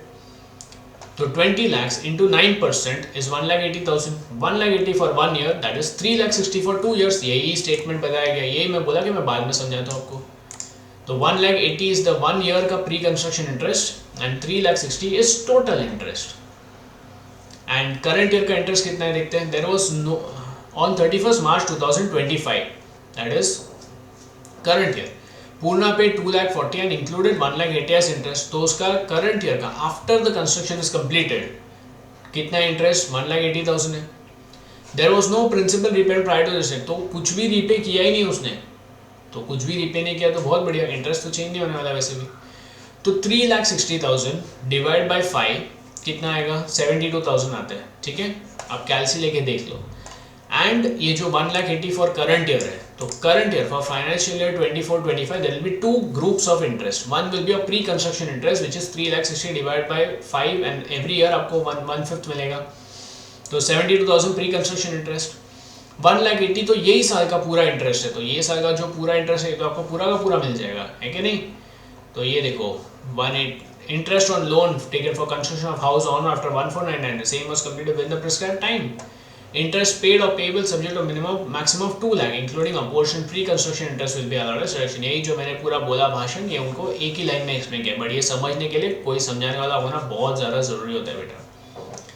In this case the total interest is 180 plus 72 being 1/5 of 3,60,000 which is 252, but this 252 will be restricted to 2 lakh। तो उसको कितना deduction मिलेगा इनकम फ्रॉम हाउस प्रॉपर्टी में for the financial year 24-25? 2 lakh रुपया मिलेगा, ठीक है। और एक भी अगर कंडीशन फुलफिल नहीं होता तो कितना होता बेटा? 30,000 होता, ठीक है, वो ध्यान में रखना, ठीक है, जस्ट फॉर नॉलेज। ओके चलो नेक्स्ट, ये आपको और एक क्वेश्चन दिया, क्या बोले यहाँ पे? Rajalakshmi owns a house at Adyar in Chennai, बहुत बढ़िया। The municipal value of the property is 5 lakh, fair rent दिया, स्टैंडर्ड रेंट दिया, बहुत बढ़िया। Property was let out for 50,000 rupees per month up to December 2024, very good. Thereafter, tenant vacated the property and Rajalakshmi used the house for self occupation। भाई मैंने तो self occupy के लिए ले लिया, तो यहाँ पे क्या पॉइंट बोला था? जो एक्सपेक्टेड रेंट के जितने भी कैलकुलेशन होते हैं वो सब पर एनम, मतलब municipal value, fair rent, standard, ये सब पर एनम। लेकिन रेंट जो रहता है एक्चुअल, वो सब आपको जितने महीने का लेट आउट किया वही कंसिडर करना पड़ता है। वही चीज़ हमने पढ़ा है कि नहीं? Absolutely, absolutely sir. Rent for and used for self-occupation. Rent for the months of November and December could not be realized in spite of the owner's effort। तो ये मेरा unrealized rent हो गया बेटा, 2 महीने का रेंट तो unrealized हो गया मेरा। All the conditions prescribed under Rule 4 are satisfied। Very important for unrealized rent। She paid municipal taxes 12%. She had paid an interest of 25,000 borrowed for repairs, okay, of the house। Computer income from house property। चलो बहुत बढ़िया। सबसे पहले आप municipal 5 lakh और this whichever is higher, तो आप 5 लाख करोगे। अब यहाँ पे आप वैकेंसी वाला पॉइंट मत लगाओ, क्योंकि उसने सेल्फ ऑक्यूपेशन के लिए लिया, इसलिए उसने टेनेंट को भगाया। टेनेंट खुद से जाता है और मेरा प्रॉपर्टी खाली पड़ा है तो उसको वेकेटेड बोलते हैं। अगर टेनेंट को मैंने निकाला क्योंकि मेरे को रहना है उधर, तो वो सेल्फ ऑक्यूपेशन वाला पॉइंट होता है। I hope you are clear, ठीक है बेटा। Higher of 5 lakh and 4,20,000 but restricted to 4,80,000, तो यहाँ पर 480 आता है। अब एक्चुअल रेंट कितना रहेगा? 50,000। कब से उससे लेटर के? Up to December, that is 1/4/24 से December, 9 मंथ्स का। अब 50,000 इंटू 9 करोगे आप, 5 9 45, 4,50,000 होता है। लेकिन 4,50,000 में से 2 महीने का रेंट तो उसको मिला ही नहीं है, एंड रूल 4 का कंडीशन भी सेटिस्फाई हो गया है। तो फिर 4,50,000 माइनस 1 लाख करोगे आप, तो 3,50,000 आ जाता है आपको यहाँ पे। एक्चुअली यहाँ पे नहीं करना चाहिए ऐसा, अभी वो नीचे वापस पॉइंट डाला होगा, ठीक है, ये वाला। तो अब वो अलग से दिखा सकते, 3,50,000 आ गया। अब ये और दिस, ये क्या करोगे? हाई लो हाई करोगे, क्यों? क्योंकि this is not owing to vacancy, उसने सेल्फ ऑक्यूपेशन के लिए है। तो 4,80,000 आ जाएगा आपको, यहाँ पे 4,80,000 आ जाता है। उसके बाद आप म्युनिसिपल टैक्सेस निकालो, 12% ऑफ म्युनिसिपल वैल्यू, ठीक है। फिर आपका 30% स्टैंडर्ड डिडक्शन दे दो 4,20,000 का, and interest on working capital 25,000 दे दो, ठीक है। अब ये आप 25,000 कोई लिमिट देखोगे क्या ये रिपेयर्स के लिए या रिकंस्ट्रक्शन? नहीं बेटा, क्योंकि लेट आउट प्रॉपर्टी, अगर सेल्फ ऑक्यूपाइड प्रॉपर्टी होता है तो वो सब देखना है, नहीं तो फिर देखने की जरूरत नहीं है, ठीक है। एंड यहाँ पे कुछ बोला नहीं है कि ओल्ड रेजिम में कि न्यू रेजिम में, कुछ नहीं बोला है, ठीक है। तो we are assuming under new regime, okay, assume under new regime. तो ये 25,000 दे दिया पूरा ये हाउस प्रॉपर्टी इनकम। वही चीज़ यहाँ पे लिखा है कि अगर आप वो अनरियलाइज्ड रेंट को आगे के लेते तो आपका अलग आता है। ये देखो, alternately if as per income tax return unrealised rent is deducted from GAV, then GAV would be 4,80,000, जो ये वाला है, being expected higher of this an actual rent of 4,50,000, therefore unrealized thereafter unrealized rent of 1 lakh and municipal tax of 6,000 would be deducted from GAV to arrive at NAV of 3,20,000, ठीक है। यहां से निकल जाएगा वो चीज, ओके। तो the deduction would be 96,000, ये आपका 96 है, being 30% of 3 lakh, and the income on house property would be therefore 1,99,000। यहाँ पर आपको बहुत बड़ा बेनिफिट मिल जाता है, ओके। अनरियलाइज्ड, यही मैं आपको ऊपर बोल रहा था, नंबर्स चेंज होंगे तो आपको फर्क पड़ेगा, क्योंकि ये 4,50,000 हो जाएगा आपका, ठीक है।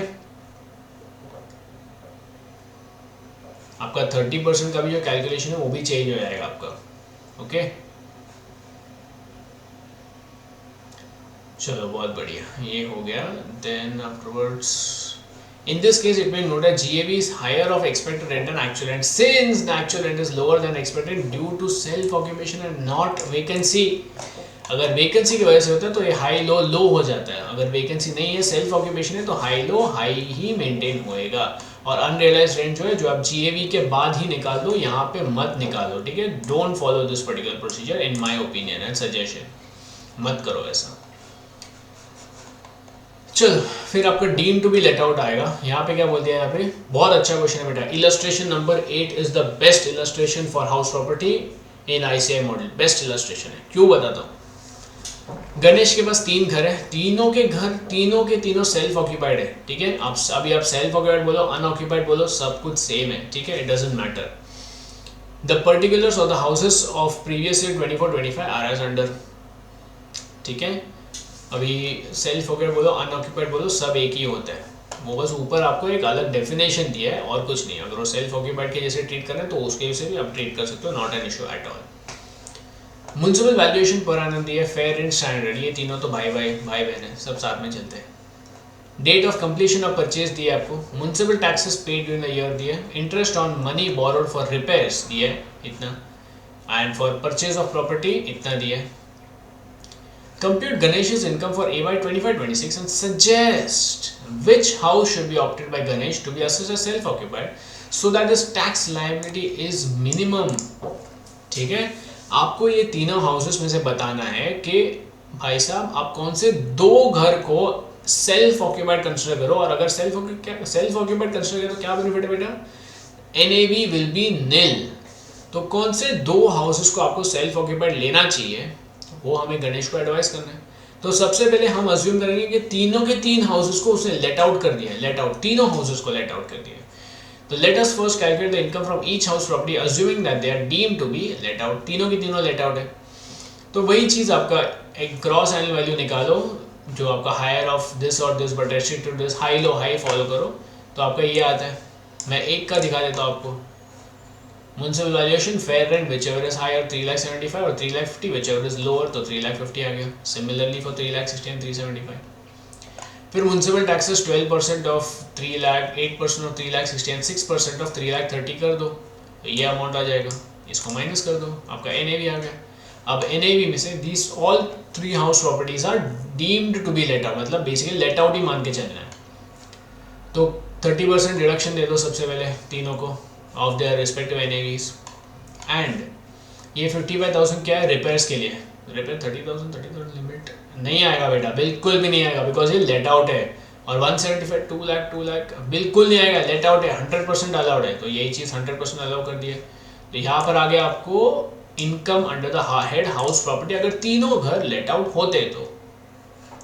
ठीक है, क्योंकि यहाँ पे एक्चुअल रेंट तो है नहीं बेटा. ठीक है, there is no actual rent, तो expected rent only becomes your NAV, your gross annual value. ये हमने ऊपर भी पढ़ा था और यहाँ पर भी वही चीज़ लिखा है ऊपर. ये देखो, higher of this but restricted this deem to be let out property में, क्योंकि एक्चुअल रेंट तो है ही नहीं ना, ये तो हमने ऊपर पढ़ के आए थे. फिर नाउ गणेश के, अभी ये जो है ये अगर लेट आउट करता तो ये प्रॉपर्टी नंबर 1 से उसको 2,90,000 भरना पड़ता है, 2 से 1,76,000 एंड 3 से 73,000. अब मेरे को तीनों का लेट आउट वैल्यू मिल गया है, तो मेरे को देखना है कौन से 2 घर को मेरे को सेल्फ ऑक्यूपाइड करना है कि मेरे को सबसे ज़्यादा बेनिफिट मिले. तो अभी चालू करते हैं. 1 एंड 2 को सेल्फ ऑक्यूपाइड करते हैं, 3 को लेट आउट करते हैं under the new tax regime. अब under the new tax regime we will do permutation and combination to understand which is most beneficial to us. For example, under the default tax regime under section 115 BAC, option 1, house 1 and 2 are self-occupied and house 3 is deemed to be let out. ये house 3 को deemed to be let out कर देंगे हम. तो अगर house 1 को self occupied करेंगे तो ये तो पूरा का पूरा nil हो जाएगा ना. अगर ये पूरा nil हो गया तो आगे पूरा 0 आ जाएगा, तो house 1 will be 0. अब हाउस 2 में अगर आप सेल्फ ऑक्यूपाइड कर दोगे तो ये पूरा नील हो जाएगा. ये जो इंटरेस्ट है बेटा ये अंडर न्यू रेजीम है, तो क्या न्यू रेजीम में आपको सेल्फ ऑक्यूपाइड में कुछ भी इंटरेस्ट का डिडक्शन मिलता है? नहीं मिलता है, तो ये भी आपका नील हो जाएगा. और जो डीम लेट आउट वाला प्रॉपर्टी है वो तो आपका स्ट्रेट फॉरवर्ड 73,000 रहेगा, क्योंकि यहाँ पर तो फुल डिडक्शन मिल जाएगा ना, लेट आउट है वो. तो कितना हो जाएगा इनकम 73,640 हो जाएगा। अब यही चीज अब हम 1 और 3 को सेल्फ ऑक्यूपाइड लेते हैं, 2 को डीम लेट आउट लेते हैं। अब 1 को सेल्फ ऑक्यूपाइड किया तो वही ऊपर वाला नील आएगा। अब 3 को अगर सेल्फ ऑक्यूपाइड करते हैं, 3 को सेल्फ ऑक्यूपाइड करते हैं तो ये तो नील हो जाएगा। और ये जो नीचे इंटरेस्ट है self occupied under new regime, no interest allowed, तो ये भी जीरो हो जाएगा, है कि नहीं? तो ये भी जीरो हो जाएगा, ये भी जीरो, ये सब जीरो, तो नील हो जाएगा कंप्लीटली। तो house 3 self occupied, no interest deduction, because new regime में सेल्फ ऑक्यूपाइड प्रॉपर्टीज को कोई इंटरेस्ट का डिडक्शन नहीं मिलता, तो नील। एंड आपका जो let out property, deem let out property है ये वाला हाउस 2 का डीम लेट आउट प्रॉपर्टी कितना आएगा 176 हो, तो उतने का उतना ही रहने वाला, क्योंकि वो लेट आउट हो गया। डीम लेट आउट में तो फुल इंटरेस्ट अलाउड रहता है। Then 2 and 3 self occupied and 1 will be deemed to be let out. तो 1 will be जो deemed to be let out है वो तो 2,19,000 स्ट्रेट अवे ले लेता हूँ मैं उसका इनकम 2,19,000। जो 2 वाला है, 2 वाला भी यहाँ पे यहीं से उठा लो बेटा, टाइम वेस्ट मत करो। 2 वाला ऊपर हमने नील लिखा है एंड जो 3 वाला है वो भी नील लिखा है, तो वही सेम एक्सप्लेनेशन रहेगा बट डायरेक्टली आपको नील मिल जाएगा। तो इनकम कितना है 2,19,000। तो अगर गणेश न्यू रेजिम में जाता है, तो उसको मोस्ट बेनिफिशियल ऑप्शन 1 रहेगा, जहाँ पे वो 1 और 2 को सेल्फ ऑक्यूपाइड रखते हैं और 3 को डीम लेट आउट करते हैं, क्योंकि यहाँ पे 73 है, यहाँ पे 1,76,000 है और यहाँ पे 2,19,000 है। तो most beneficial for him is to go for option number 1, ये लिखा है। Since option 1 is most beneficial, Ganesh should opt to treat house 1 and 2 as self-occupied and house 3 as deemed let out. His income from house 40 would be 73,640 for the AY 25-26 under default tax regime under section 115 BAC. Very simple. अब अगर old tax regime में जाते हो, ठीक है, old tax regime में फिर से वही करते हैं, house 1 and 2 are self occupied and 3 is let out. अगर 1 को सेल्फ ऑक्यूपाइड कर दोगे आप यहाँ पे, ठीक है, तो NAV तो नील हो जाएगा, इंटरेस्ट भी कुछ नहीं, तो जीरो हो जाएगा, ठीक है। एंड क्या बोल दिया, हाउस 2 सेल्फ ऑक्यूपाइड रहेगा। अगर हाउस 2 आपका सेल्फ ऑक्यूपाइड हो जाता है यहाँ पे, ये ओल्ड रेजिम है, ओल्ड रेजिम में ये तो नील हो जाएगा, लेकिन बेटा ये जो 55,000 है ये कितना होएगा इंटरेस्ट, मैक्सिमम 30,000। क्यों? क्योंकि ये रिपेयर्स के लिए लिया है। ओके, देख लो आप, ये 30,000 आ गया और ये नील आ गया। अब जो 73 वो तो सेम ही रहने वाला, उसमें कुछ चेंजेस आएगा क्योंकि वो लेट आउट है, डीम लेट आउट है।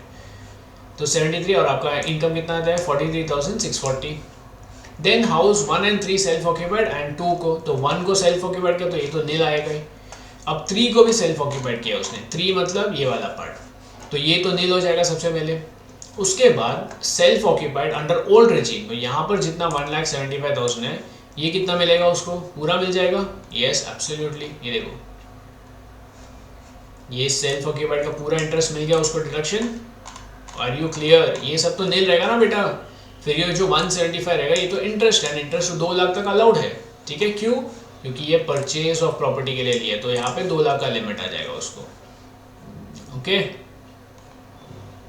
And assuming all other conditions are also fulfilled, जैसे उसने मनी बोरो कब किया, अप्रैल 17 में किया, दैट इज, एंड उसने डेट ऑफ कंप्लीशन और परचेज, तो परचेज कब किया है, कंप्लीशन कब किया 1। अब ये तो पहले अप्रैल 17 इज आफ्टर दिस, तो definitely this would be a completed property.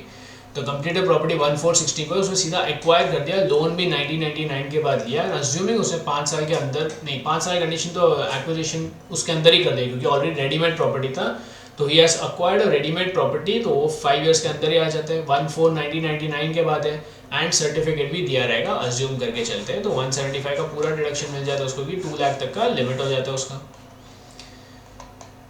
ये आपका 175 आ गया नीचे। ओके, तो ये देखो कितना बड़ा फायदा हो गया उसको, just 1,840 as is taxable interest, क्योंकि हाउस 2 तो डीम नेट आउट है, डीम नेट आउट का तो यहाँ पे दिया है ना 176, वो तो उठा के डालना है। देन आपका ऑप्शन नंबर 3 जो हाउस 2 and 3 सेल्फ ऑक्यूपाइड है, यही से उठा लो, हाउस 2 सेल्फ ऑक्यूपाइड है तो 30,000 एंड हाउस 3 सेल्फ ऑक्यूपाइड है तो 1,75,000। अब जो हाउस 1 डीम लेट आउट है उसका कितना आएगा 2,19,800 आएगा। अब ये जो 30,000 है और 175 बेटा ये कितना होता है 75 2,05,000 होता है, तो यहाँ पे 2,05,000 अगर इंटरेस्ट आ रहा है तो कितना मैक्सिमम मिलेगा बेटा 2 लाख मिलेगा उसको, तो ये 2 लाख मिला और इनकम कितना हुआ 19,800। तो that way if you see the most beneficial is 1840 वाला ऑप्शन।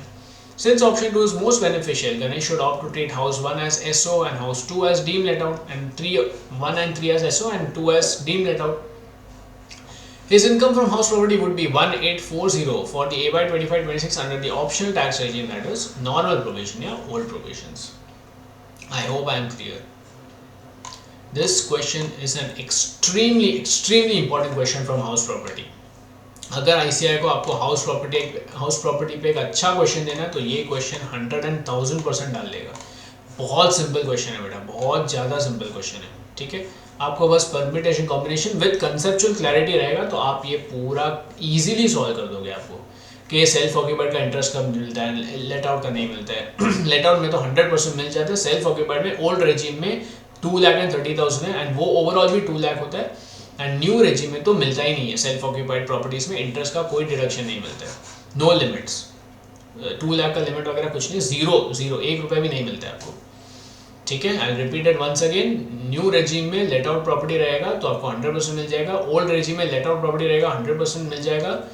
न्यू रेजिम में सेल्फ ऑक्यूपाइड रहेगा तो कुछ भी नहीं मिलने वाला इंटरेस्ट पे. एंड ओल्ड रेजिम में सेल्फ ऑक्यूपाइड रहेगा तो आइदर 2 लाख और 30,000 depending on the type of loan. And वो दोनों तरह के लोन रहेंगे तो भी उनको क्लब करके 2 लाख ही ओल्ड रेजिम में मैक्सिमम मिलेगा आपको. ठीक है, I hope it is clear ना.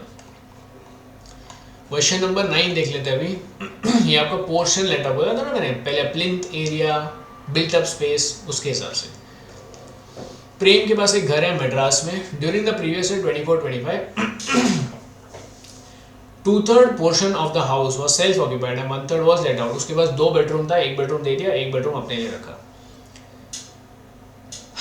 was let out for residential purpose at a rent of 8,000 per month. Municipal value of the property is 3 lakh, fair rent 2,70,000, standard rent is 3,30,000. बहुत बढ़िया.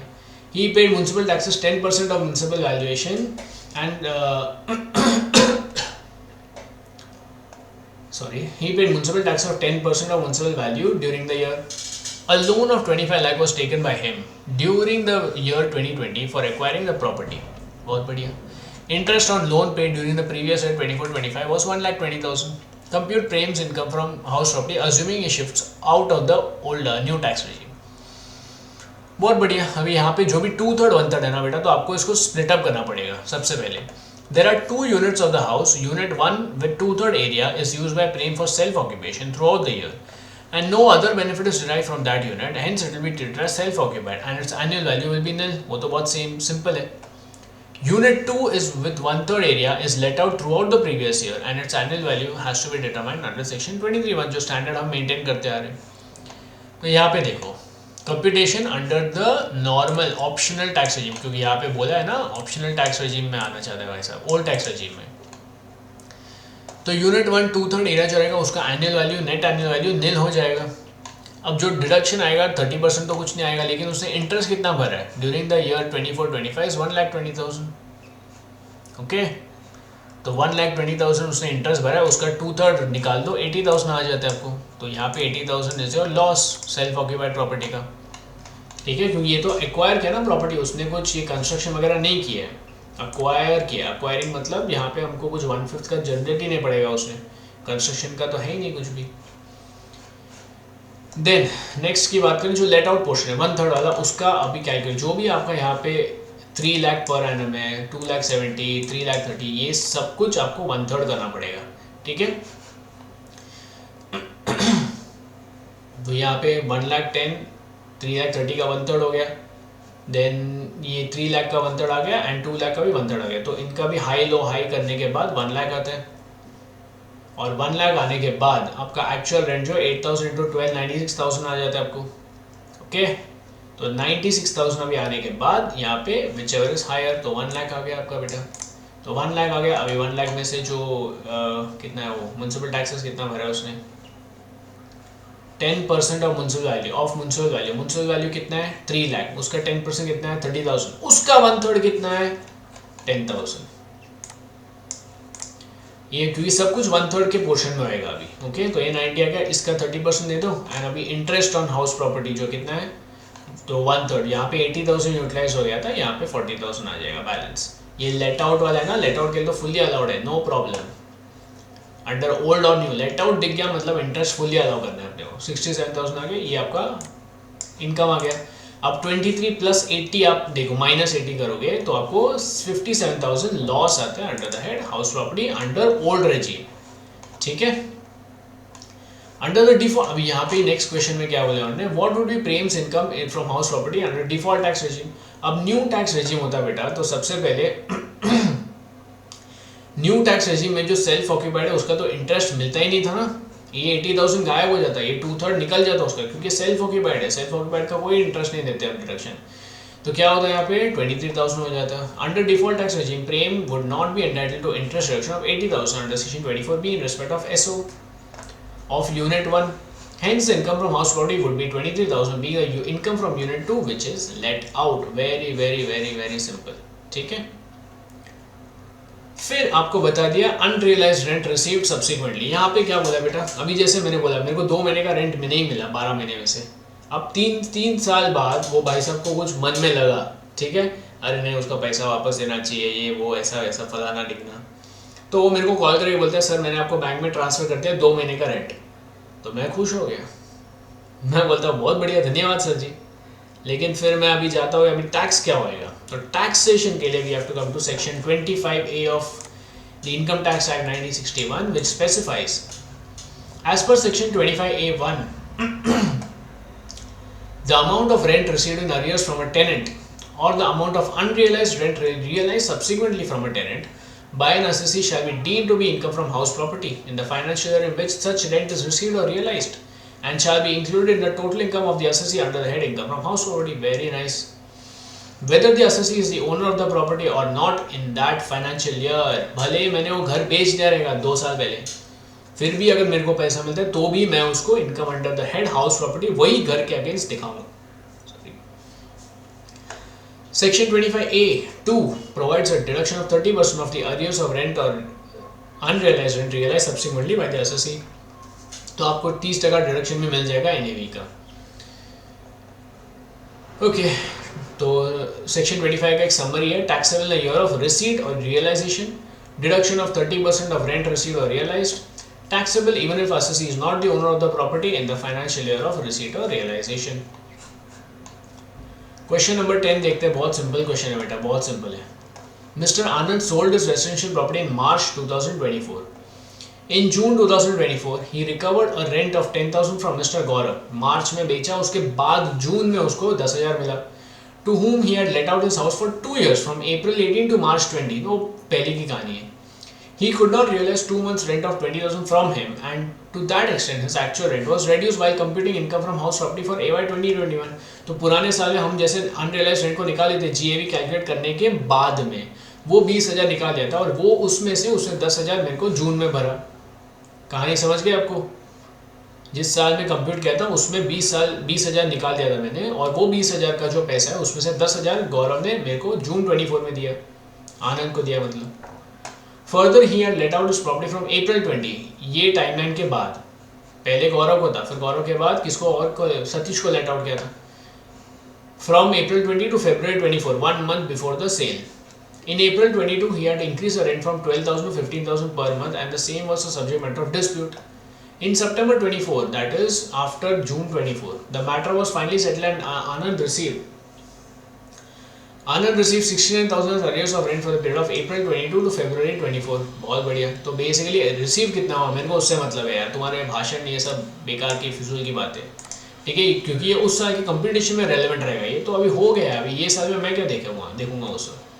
Would the recovery of unrealized rent and arrears be taxable in the hands of Mr. Anand, and if so, in which year?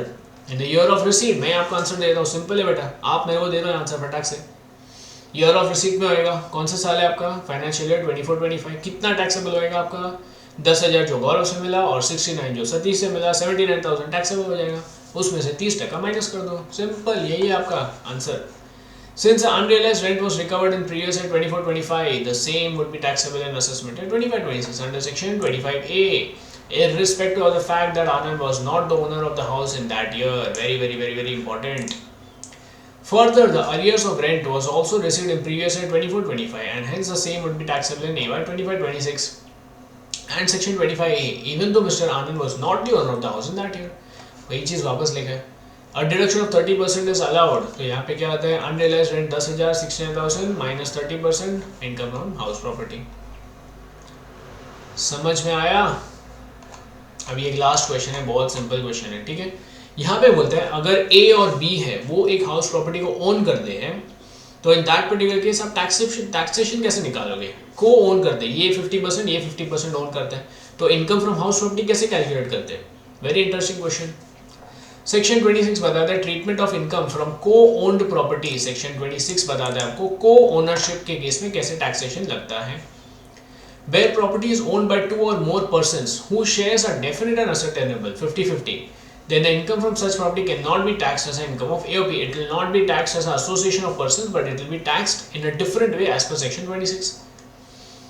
The share income of each such co-owner should be determined in accordance with section 22-25 and included in his individual assessment. तो बोल दिया कि आप अपना share को income tax house property के हिसाब से कैलकुलेट करो और फिर आप अपने इनकम में ऐड कर दो वो चीज़। Where the house property owned by co-owners is self-occupied by each of the co-owners, the annual value of the property will be nil and each co-owner shall be entitled to a deduction of 30,000 or 2 lakh as the case may be. अभी वो जो घर है ए और B ने पकड़ा है वो सेल्फ ऑक्यूपाइड है, कोई नहीं रहता, रेंट पे नहीं चढ़ा है, तो रेंट पे नहीं चढ़ा है तो उसका एनुअल वैल्यू नील ही होने वाला बेटा, है कि नहीं? तो एनुअल वैल्यू तो नील हो गया। अब उसमें से जो भी इंटरेस्ट का डिडक्शन है वो तो पर को ओनर को 2,30,000 एज द केस में भी, ये भी 2,30,000 आपको ओल्ड रेजिम में मिलता है, ठीक है, only if the excess of shifting out.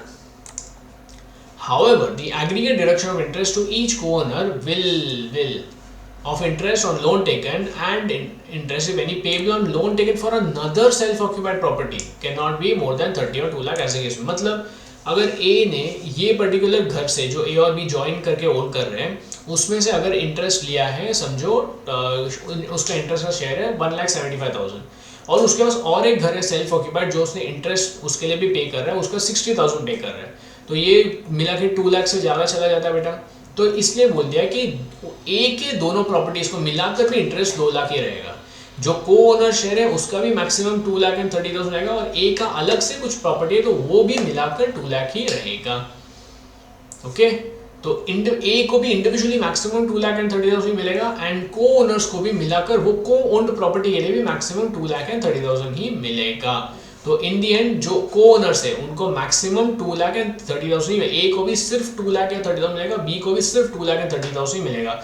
Individual share कितना मिलेगा, समझो को ओन प्रॉपर्टी में से उनको 1,75,000 ए का लॉस शेयर है, इंटरेस्ट का शेयर है एंड ए का खुद का प्रॉपर्टी का इंटरेस्ट शेयर है 60,000, तो भी ए को मैक्सिमम 2,30,000 एज द केस में भी ही मिलेगा, उससे ज़्यादा नहीं मिलेगा। ये पूरा भाषण लिख के दिया है आपको इधर।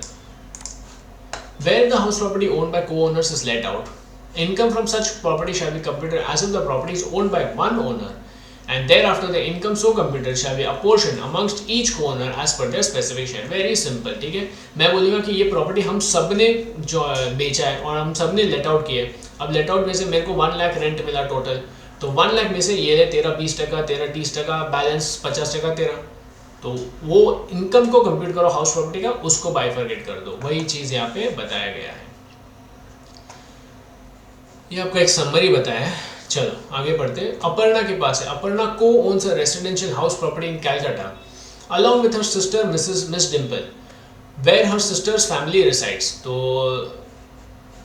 जो प्रॉपर्टी है कैलकाटा में, वो कैलकाटा में उसकी बहन के साथ वो प्रॉपर्टी रखा है अपर्णा और डिम्पल ने, और डिम्पल की फैमिली भी कैलकाटा में रहती है। Both of them have equal share, very important, 50% share है इन देयर प्रॉपर्टी, असर्टेनेबल हो गया, and the same is used by them for self occupation. Thank you very much. Interest payable in respect of loan 50 lakhs at 10% taken on 1/4/23 for acquisition of such property। In addition, Miss Aparna owns a flat in Pune। ये अपर्णा पहली वाली owns a flat in Pune in which she and her parents reside। Very good। She has taken a loan of 3 lakh at 12% on 1/10/23 for repairs of this flat। Compute the deduction available to Aparna and Dimple under section 24B for AY 25-26। मतलब ये दोनों पूरा साल के लिए, ये वापस mistake मत करना जो ऊपर 55,000 वाला किया था बेटा, ठीक है, वो गलती वापस मत करना, ठीक है। AY 25-26 that is financial year 24-25। अगर ये गलती जिस भी स्टूडेंट ने नहीं किया है, I am very proud of you, keep it up, keep it up. If कोई जिसने गलती किया था अभी आगे से मत करना, ठीक है। Compute the deduction if both excess option shifting out, तो डेफिनेटली शिफ्ट आउट करेंगे तभी जाके उनको डिडक्शन मिलने वाला है, वरना उनको कोई डिडक्शन नहीं मिलने वाला बेटा। सबसे पहले अपर्णा की बात करते हैं। अब अपर्णा ने इंटरेस्ट पेबल इंस्टॉलमेंट लोन कितना है यहाँ पे 50 लाख पे, 50 लाख पे 10% कितना आता है 5 लाख आता है। अब 5 लाख जो अपर्णा की बात कर रहा हूँ, तो अपर्णा को वो पर्टिकुलर घर जो उनका को ओन घर है उस पर इंटरेस्ट कितना पेबल है 5 लाख है। 5 लाख में से अपर्णा का शेयर कितना है 2 लाख 50 है। अब वो 2 लाख 50 अपर्णा को मैक्सिमम कितना मिलेगा 2 लाख मिलेगा। क्यों? Assuming all other 3 conditions are fulfilled, 1 for 1999 certificate and 5 years, तीनों हो गए, तो अपर्णा को 2 लाख मिलेगा। उसके बाद अपर्णा का खुद का भी कुछ फ्लैट है पूना में जो उसने रिपेयर्स के लिए, तो 3 लाख इंटू 12% पूरा करो 36,000। अब ये 36,000 भी रेस्ट्रिक्ट हो जाएगा 30,000। क्यों? क्योंकि रिपेयर्स के लिए किए अंडर ओल्ड रेजिंग। 2 लाख 30 आ जाएगा। अभी 2 लाख 30 में अपर्णा को कितना मिलेगा बेटा 2 लाख। ठीक है, very simple. Similarly for Dimple को तो एक ही चीज़ है, 2 लाख इंटरेस्ट ऑन डिम्पल का भी तो शेयर, उसमें टोटल इंटरेस्ट ऑफ 5 लाख है वो पर्टिकुलर प्रॉपर्टी के लिए, और डिम्पल का शेयर कितना है 2 लाख 50। अब ये 2 लाख 50 डिम्पल का जो शेयर है वो भी रेस्ट्रिक्ट टू 2 लाख हो जाएगा, तो डिम्पल को भी सिर्फ 2 लाख का डिडक्शन मिलेगा। सो दिस ये जो आपको दिख रहा है ना ये 2 लाख एंड 30,000 एक्चुअली ये और एक घर होता 2 लाख का तो ज़्यादा अच्छे से समझ में आ जाता आपको। यही मैं बोल रहा हूँ कि अगर यहाँ पर और एक डिम्पल ने लोन अपर्णा ने अगर और एक लोन लिया था एक्विजिशन के लिए, अगर समझो ये 2 लाख 50 प्लस एक 1 लाख का इंटरेस्ट होता तो वो 3 लाख 50 हो जाता। अब वो 3 लाख 50 पे भी उसको मैक्सिमम 2 लाख तक का ही मिलता है। ऐसा नहीं कि उसके दूसरे प्रॉपर्टी जो खुद का है उस पर 2 लाख अलग से और को ओन्ड वाला प्रॉपर्टी पे 2 लाख अलग से, नहीं नहीं नहीं नहीं। उसके लिए for Aparna as an individual maximum interest will be 2 lakh or 30,000 whether interest is coming from co-owned property or from self occupied दूसरा प्रॉपर्टी से। तो यही चीज का भाषण यहाँ पे ये वाला पॉइंट में लिखा था। ओके, सो ये हो गया डिम्पल का, अपर्णा का शेयर 2 लाख, डिम्पल का share 2 lakh. So with this अभी इसके नीचे तो बाकी आपका सेक्शन 27 छोटा सा एक सेक्शन है and the chapter is done. Okay, so with this we have covered the entire house property taxation, income from house property, 11 questions कर लिए and all the concepts I explain to you. Majority जो important है relevant है सब कुछ covered है यहाँ पे, everything is covered in depth. I hope you all have learned from this lecture and you have taken back home some knowledge. ठीक है, सीख के गए हो, सिर्फ मेरा लेक्चर देख के यहाँ पे अपना टाइम वेस्ट मत करना, सीख के गए हो तो I am really very very happy and grateful that I can contribute to you in some way. अगर आपको ये वीडियो अच्छी लगी हो, I request you all to please support me, क्योंकि ये वीडियो बनाने के लिए भी मुझे बहुत मेरे बैक एंड पे मेहनत करना पड़ता है। A simple like, share and a comment definitely adds on to the value. So I request you all to kindly support me, like my channel, subscribe to my videos and comment on my video if you have really gained some knowledge with this particular lecture. Also अगर किसी भी student को कोई भी doubt है तो please please please do not hesitate to ask in the comment section. I will 100,000% respond to that doubt because I want to teach and I want to spread knowledge. काफ़ी सारे students जो tutors वगैरह नहीं ले पाते, I wish to help them out through this lectures. तो अगर आप किसी को जानते हैं जिनको इसकी ज़रूरत पड़ सकती है in the near future to education के लिए, please do share my channel with them. Maybe we both together can make a difference to that particular child and student. And I hope that आप आज कुछ सीख के गए हैं। I thank you very much once again for attending the lecture guys. Thank you very much, bye.